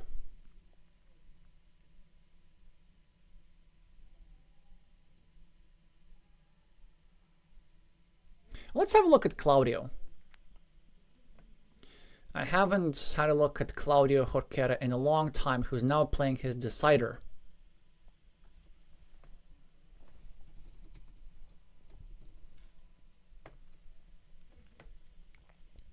Pretty close games. This one started quite recently, just 3 minutes ago, still 50 tiles remaining, so a very unclear position.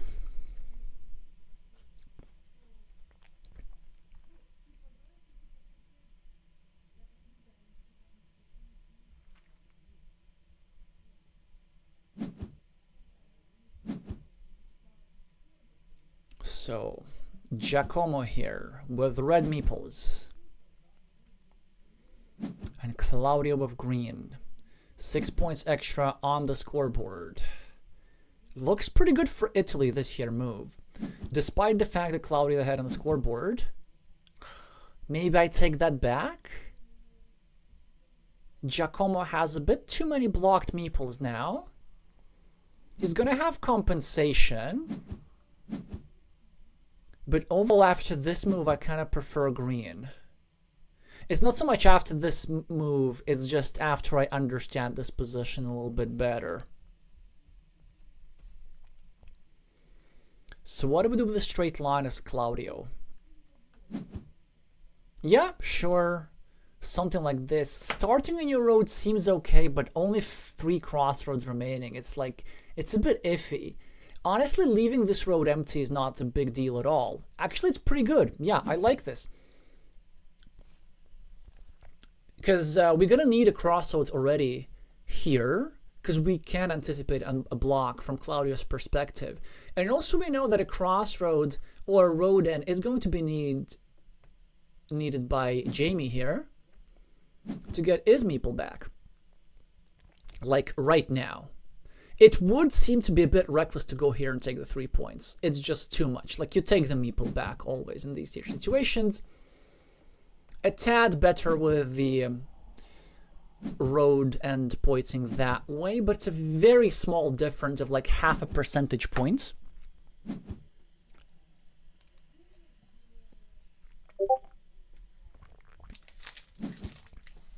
Claudio gets his meeple back. It seems like we're only watching games which are good for Chile.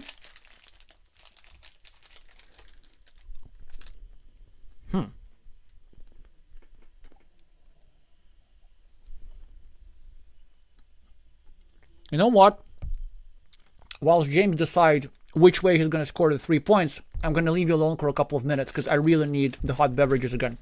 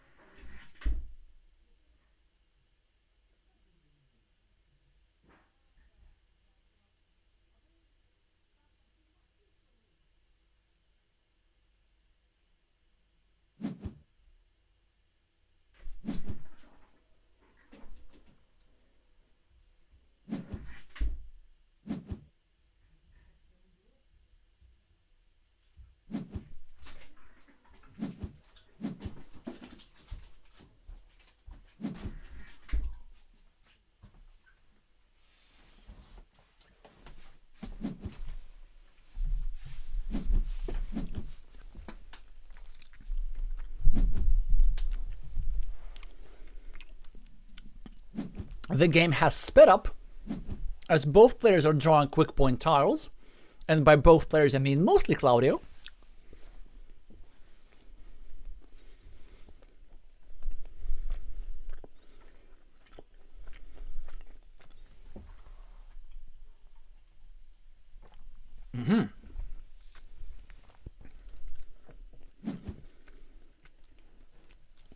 Interesting decision to invade the city here. He's about to get blocked, maybe.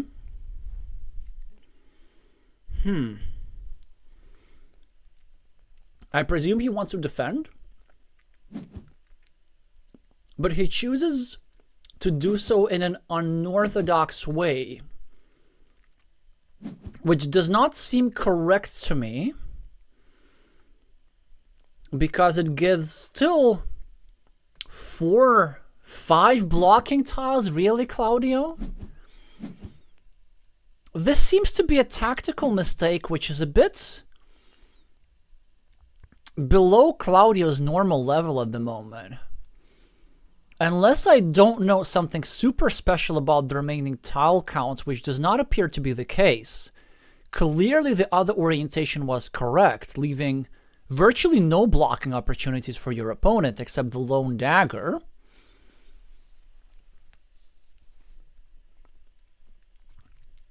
Maybe that's the Chilean getting a bit complacent, figuring out that the 7 points extra he has on the scoreboard are going to seal the deal for him.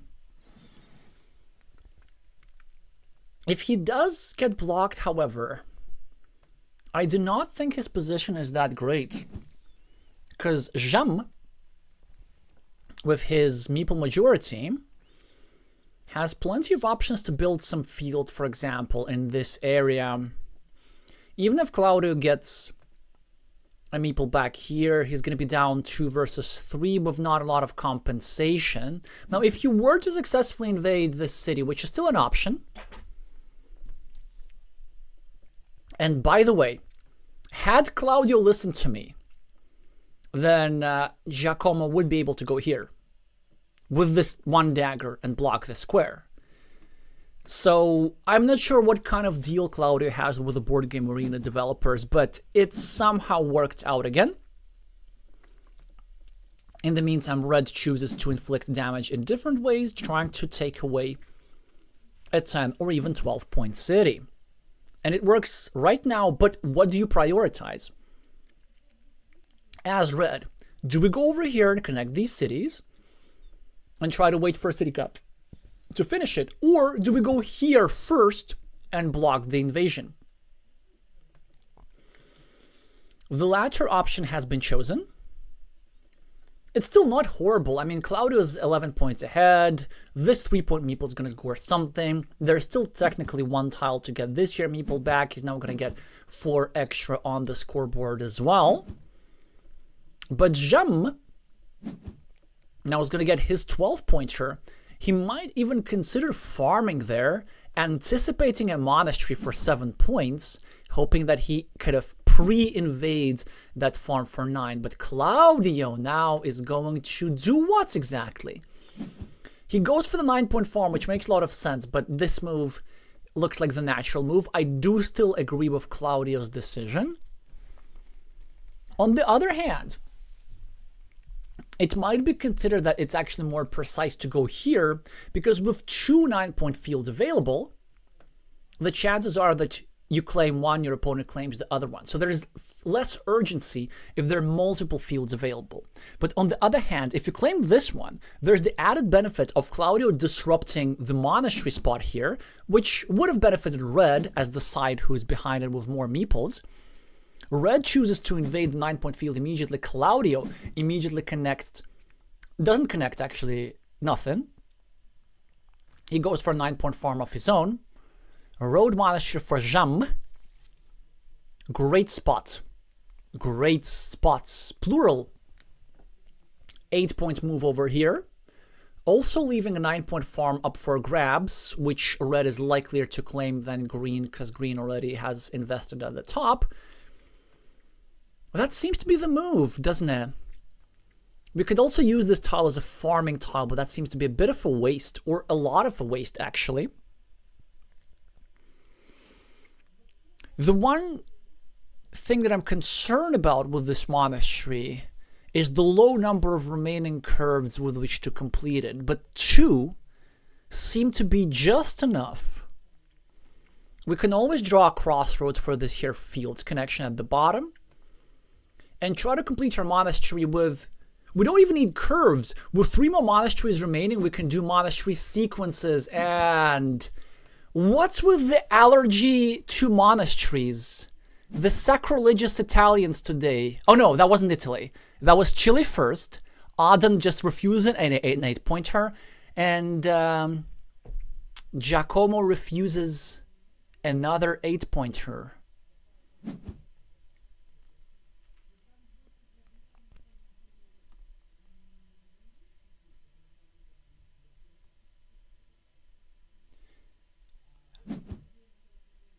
There's no... I don't feel like it's the strongest move. You know what? I'm pretty sure it's a missed opportunity for James. Just because there's so many curves and monasteries, like in this tile as well, there are just so many ways to get those easy 9 points in a meeple back, and also creating an alternative 9-point field when you have a meeple majority seems like absolutely the way to go. Also, if you think that your opponent is going to get this here tile, this here farm is going to merge with this here farm anyway. So you can take this monastery first, and then with this tile you can farm here later, hoping to kind of invade to the main field anyway. But now, if you're going to go here with that tile, the problem is that it's only worth 3 points, which leaves Claudio the option of actually not finishing his road if he gets the crossroads. So, red chooses to start a new city in what's currently still his field. Claudio makes a blocking move, which instantly works. I need to point out that James would have finished his monastery like 1,000 times at this point. But he gets something. He continues his road. Raf is saying 12-point field. Yes, thank you for correcting me, because this here city is actually still part of that field, which honestly makes me like that move even more. Because you have the meeple majority, so 12-point field is good. In the meantime, a few interesting things are happening. So first of all, now that I know that it's a 6-point field, because I didn't notice this here city, it's not crazy to drop a farmer here as James. And Claudio, I think, missing on a very interesting idea. I assume that he's trying to exercise the crawling technique, hoping to connect to the ruin regardless. And it was still possible. If instead of breaking James City, he were to have gone over here, with the last remaining horse tile, he can score points here, and then with another Dorito, he can invade all the way like this.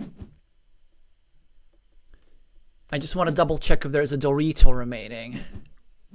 Oh, there's no Dorito. That's the problem, yeah. A bit of an awkward timing as Claudio gets his meeple back for the road before James was successfully able to drop a farmer there. Now it is the Chilean with the meeple majority. And all James can do is score quick points. This is a pretty bad position for red now, as Claudio can quite easily, no, well, not with this tile, but maybe with the next one, just drop a farmer somewhere and try to claim or conquer the large 15-point field that has resulted after this here unification. 6-point monastery is just as solid. Maybe hoping to get one more meeple a little bit later. James now is going to continue his city. Which way is unclear, but the only way to score points. No realistic farming options.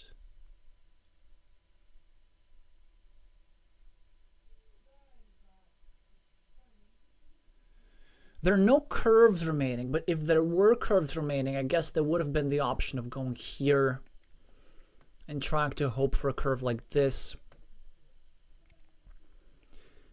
But even if that were possible, it does seem like a last resort. Hi, Eduardo saying, will you also check Polo Verde game? Polo Verde is next. The captain is next.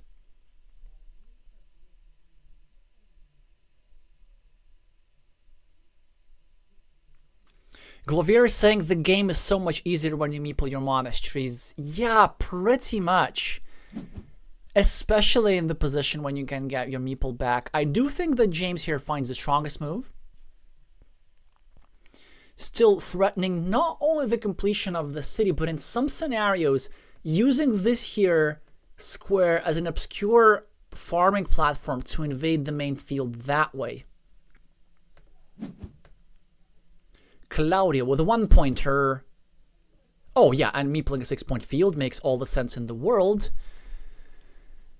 And now James needs to pull out a farmer out of his hat.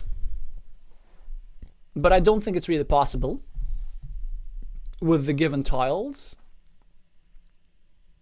So he'll be losing this game, regardless of what he plays right now.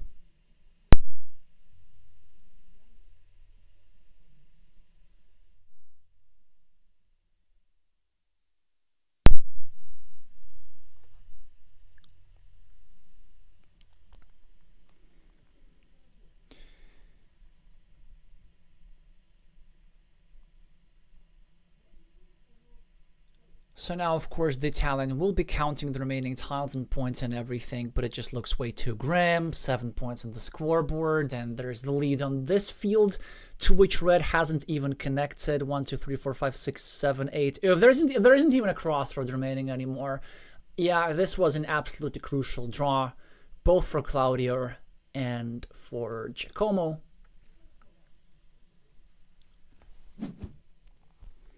So he goes for a 5-point monastery move, which is probably his strongest move. Claudio gets a point. Jam gets a point.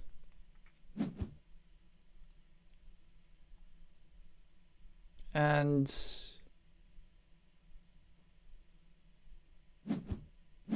Claudio just gets 0 points in the shared city. GG is saying Claudio. Should be GG's plural, I guess. Who will be giving the Chilean players, at the very least, the second point in this match. You can see the scoreboard, I can't.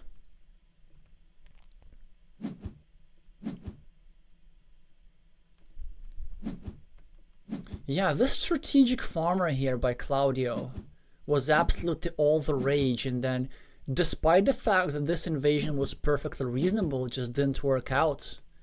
Crossroad draw was everything, and not even that big of a win for Claudio, like 13 points. If the field invasion is successful, that's only a 4-point difference. And maybe if this meeple doesn't come out, then James just wins. Just wasn't meant to be. Alrighty. In the match, Chile is doing amazing. In fact, Chile has basically just won. This move by Claudio, the crossroads by Claudio, was absolutely decisive. And Brian Townsend is the one who delivered the decisive point on table 5, depending on who won first. So the remainder of the duels we're going to be watching for Pride and Honor. So the Italian captain Ricky Pizzo is going to be trying to deliver at least, not at least, but a point for the Italians in his decider against Hector Arce. And this doesn't look good for Italy either. Wait, what am I doing? Not that. That. Wait. That. Wait, what am I doing? Yeah, there we go. Let's start making sense of this position. The player with the green chickeny screen name is playing the proper colored meeples. But he's 9 points behind on the scoreboard. In a position which looks, I was gonna say absolutely abysmal for them, but not necessarily. Black has bad things going for them too. First of all, this one block meeple is not gonna help them. Green has this 4-point blocked road versus this 8-point monastery. Black has a 4-point monastery, which is not likely to be completed at this point in the game, given how vulnerable it is. And this green guy has a 9-point field, soon to become 12-point field.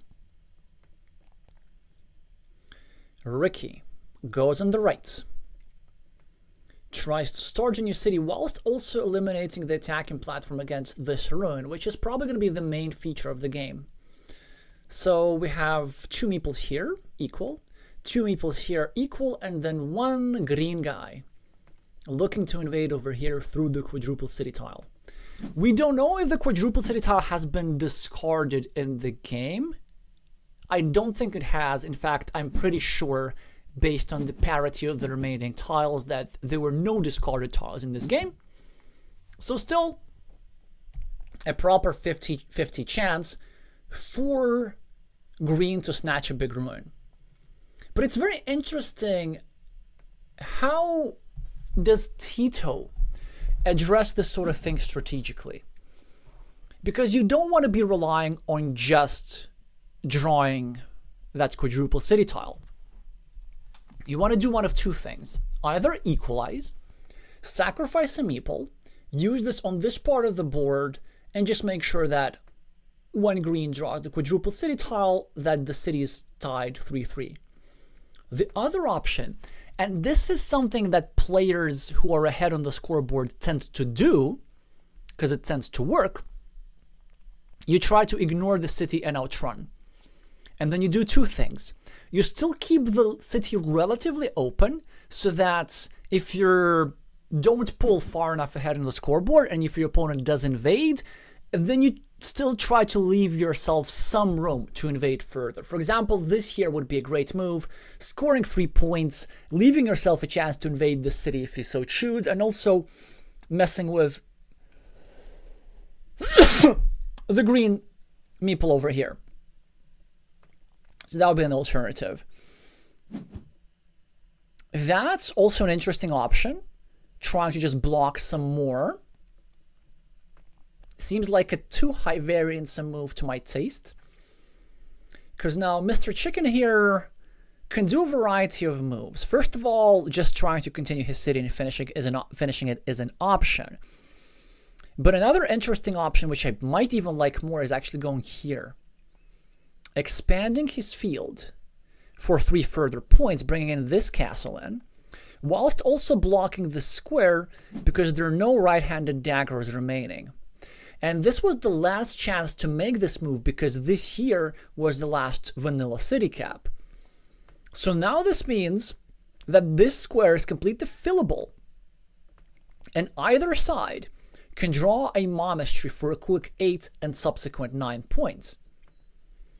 So a lot of volatility on this board, a lot of critical tiles. Now this one, now the monasteries.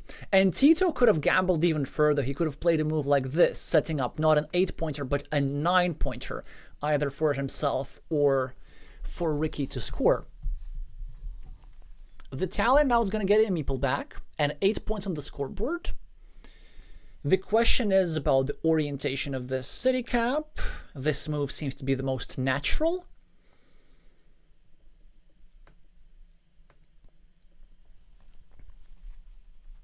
But there might be additional positional considerations. Ooh! Y'all are geniuses in the chat.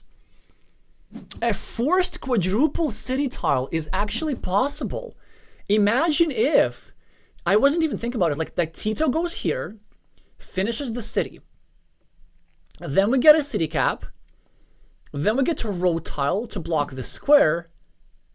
And then Tito draws the quadruple city tile and goes here. In the meantime, the green chicken is gonna use a meeple on the 8-point monastery over here. Easily the best move. If I'm gonna see another passing up on the monastery, I'm gonna lose it. Thankfully, the Italian captain knows what they're doing.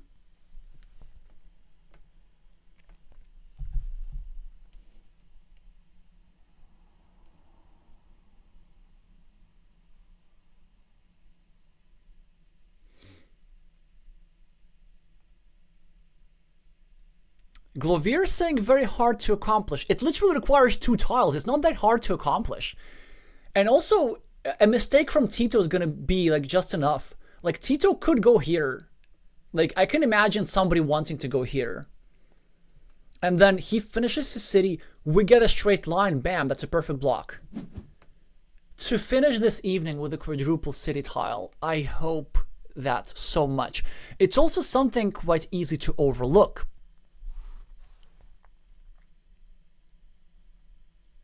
Tito with a rather interesting move, trying to block some monasteries a bit, perhaps.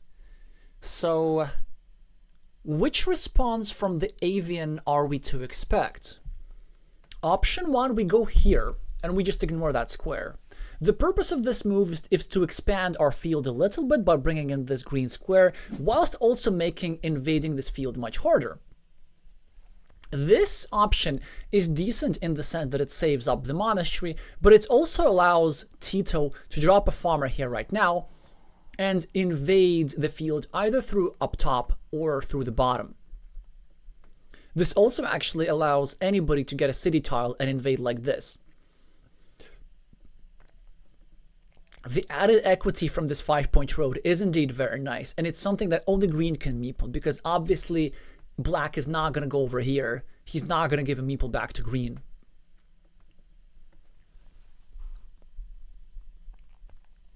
You know what? I don't like this move by... Oh no, this move is fine. Because you know what it does? You know what it does? It's actually helps with the quadruple city idea. Because now we can use a straight line and block this here square. By the way, yeah, I know, you can put the quadruple city tile here, but this tile was not on the board whilst we were discussing this.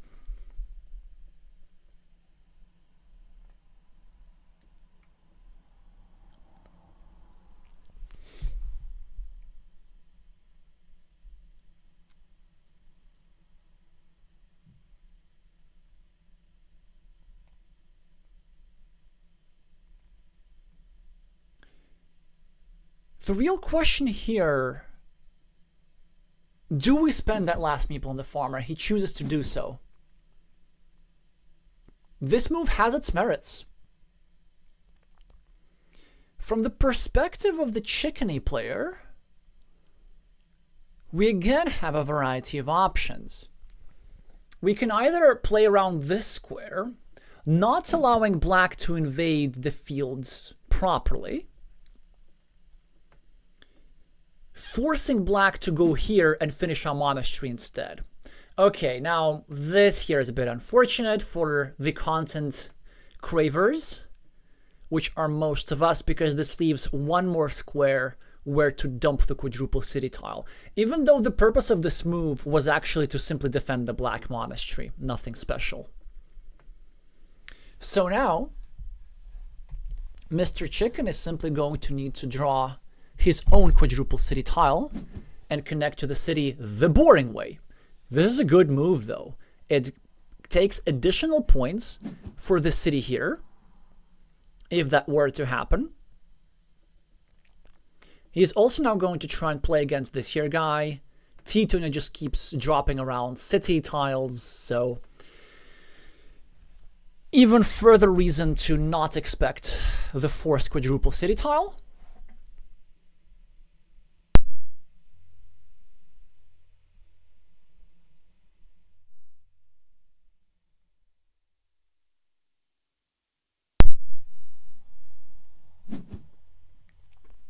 A blocking move, very precise, from Ricardo. Hector now pre-finishes his monastery at the expense of 1 point. At the cost of 1 point, I guess would be the correct way to say this. Now, this also means that if black gets a curve to connect to the field, he will be finishing not only green's, but also black's monastery. For green, it seems to be like a pretty easy move to just score 4 points. Because you know what? If you're losing on time, then you gotta just play those intuitive moves. Like, you can't afford to be precise. You can't, like, you don't have enough time to calculate the position entirely. Just go with your gut, do the normal thing, hope to draw the quadruple city tile, win the game. Let's go.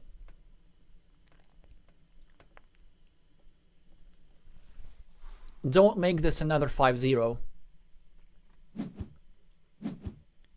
That is interesting. So he figures that the big ruin is going to be enough to win. And he's okay to sacrifice his last meeple and not hope for the quadruple city tile. This is pretty cool. And now he's going to finish yet another city for 4 points. And I don't think there's all that much that Tito can do except for invading the 12-point field, but not with this tile. Fantastic. Really great sequence here from Ricardo, and honestly, I wasn't even considering that square. I kind of like really tunneled on the option to invade through here, and I just forgot that green still has meeples in hand and can invade like this. That's very smart. To rub it in, of course, green can still draw the quadruple city tile to expand the ruin and score even more points with a 4 versus 2 majority. But we now know that the Italian team is going to get on the match scoreboard after this.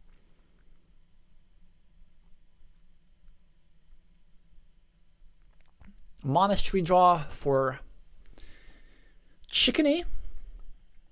6 points is the top move, but he goes for the farm with the idea that either he's going to connect to the main field for 12, or he's going to get the quadruple city tile for a lot of points in the center for 7. Now, beautiful game. Let's see how big the ruin is. Definitely going to break some records. GGS is saying Ricardo.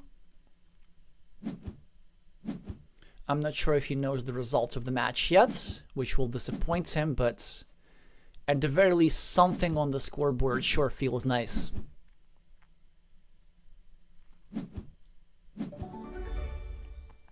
21-point win. Let me just scroll back to see how much that ruin was. It was 27 points for the ruin, larger than your regular field. But it's really cool that green secured the win even without relying on the coin flip. Great game to finish the evening, or is somebody else playing? Nope, as Giulio Tomao did defeat Diego Acevedo on table 4. So this means that the decisive events of the match did occur on table 2, and that fateful crossroads will bring Claudio Jorquera and his team of Chileans into the quarterfinals, which is a huge deal for them. I felt like they had multiple WTC tournaments where they would be either like very close to the playoffs or just like get eliminated when it felt like they were getting good results. Now finally we get themselves a deep run, and who knows, maybe even all the way to the finals. To Italy, of course, deep commiserations. Still spectacular showing. So, oh, Glovier is saying they were so close to having all shielded tiles in the same city. Really? Wait. Where was it?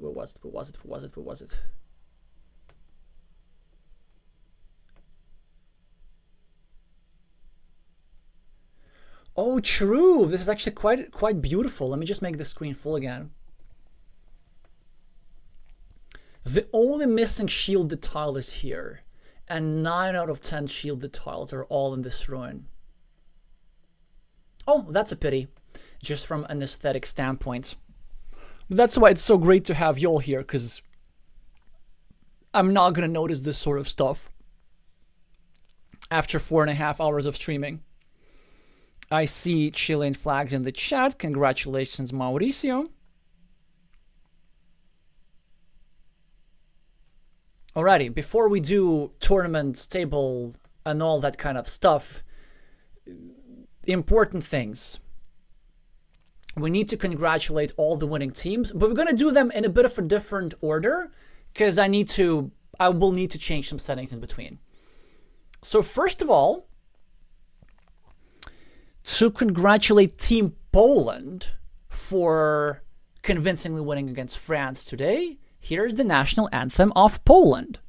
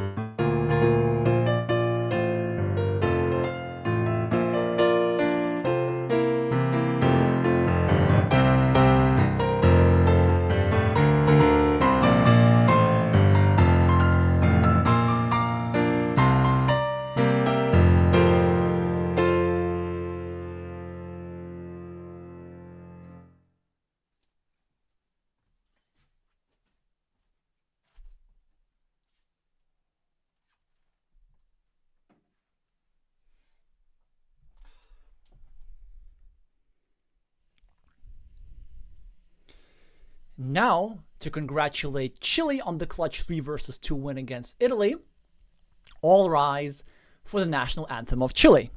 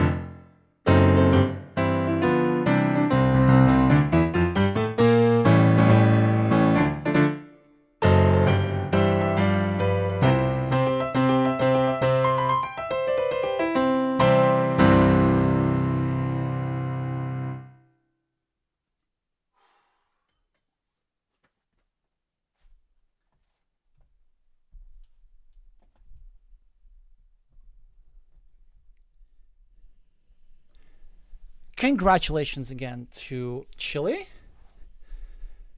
I joined to y'all in the chat.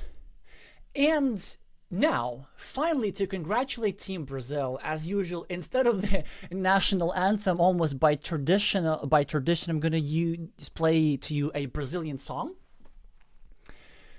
And it's a popular song. It's maybe even the second most popular Brazilian song after Evidências. So many of you, whether you're Brazilian or not, are likely to guess that in the chat when you hear it.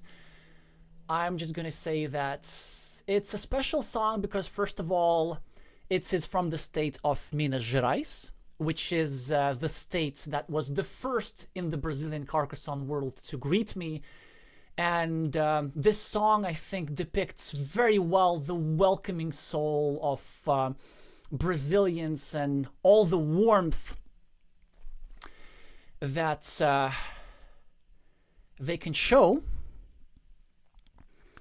It's a song about a person's connections to one's origins, or one could say one's roots.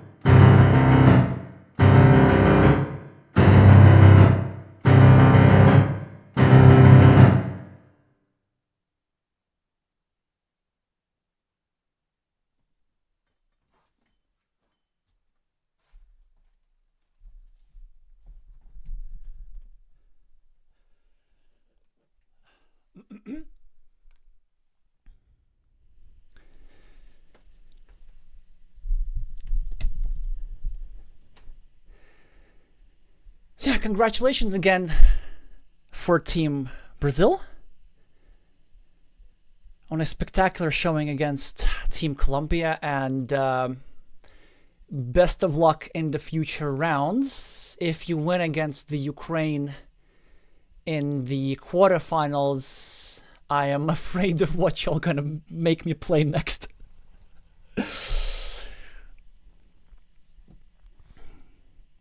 Yes, we see from Victor in the chat the recognition of what the song actually is.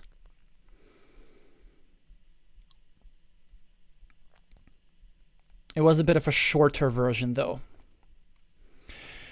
Alrighty, so let's do some tournament table stuff.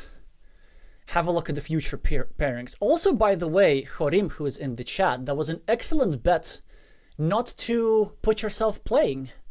So the humility from the Chilean captain was maybe all it took.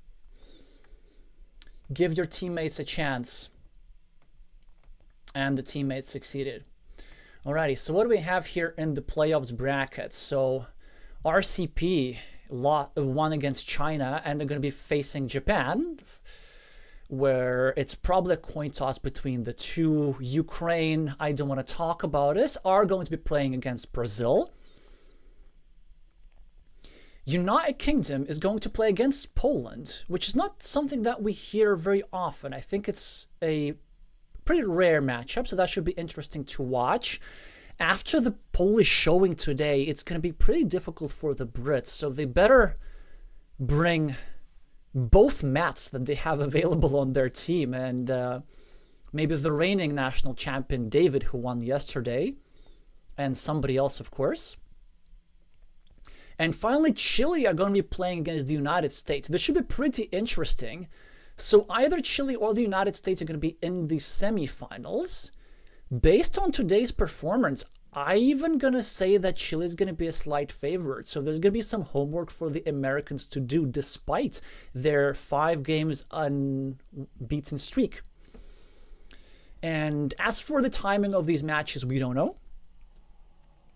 They're going to happen at some point. I know, no time to fix the curtain now. It's going to be what it's going to be. So, yeah, that's it. Just like stay in tune for future streams. I'm going to try and cover as many of the quarterfinals matches as I can, but due to some commitments, I'm likely to miss 1 or 2. Still, 2 or 3 is something I'm going to try to cover. Thank you so much, Volodymyr and Craft Giraffe. Of course, before I wrap up, just a reminder to meeple the like button for the algorithm, and if you don't want to miss the quarterfinals, make sure to subscribe unless you already have to. Thank you all so much for watching, and I'ma see you soon.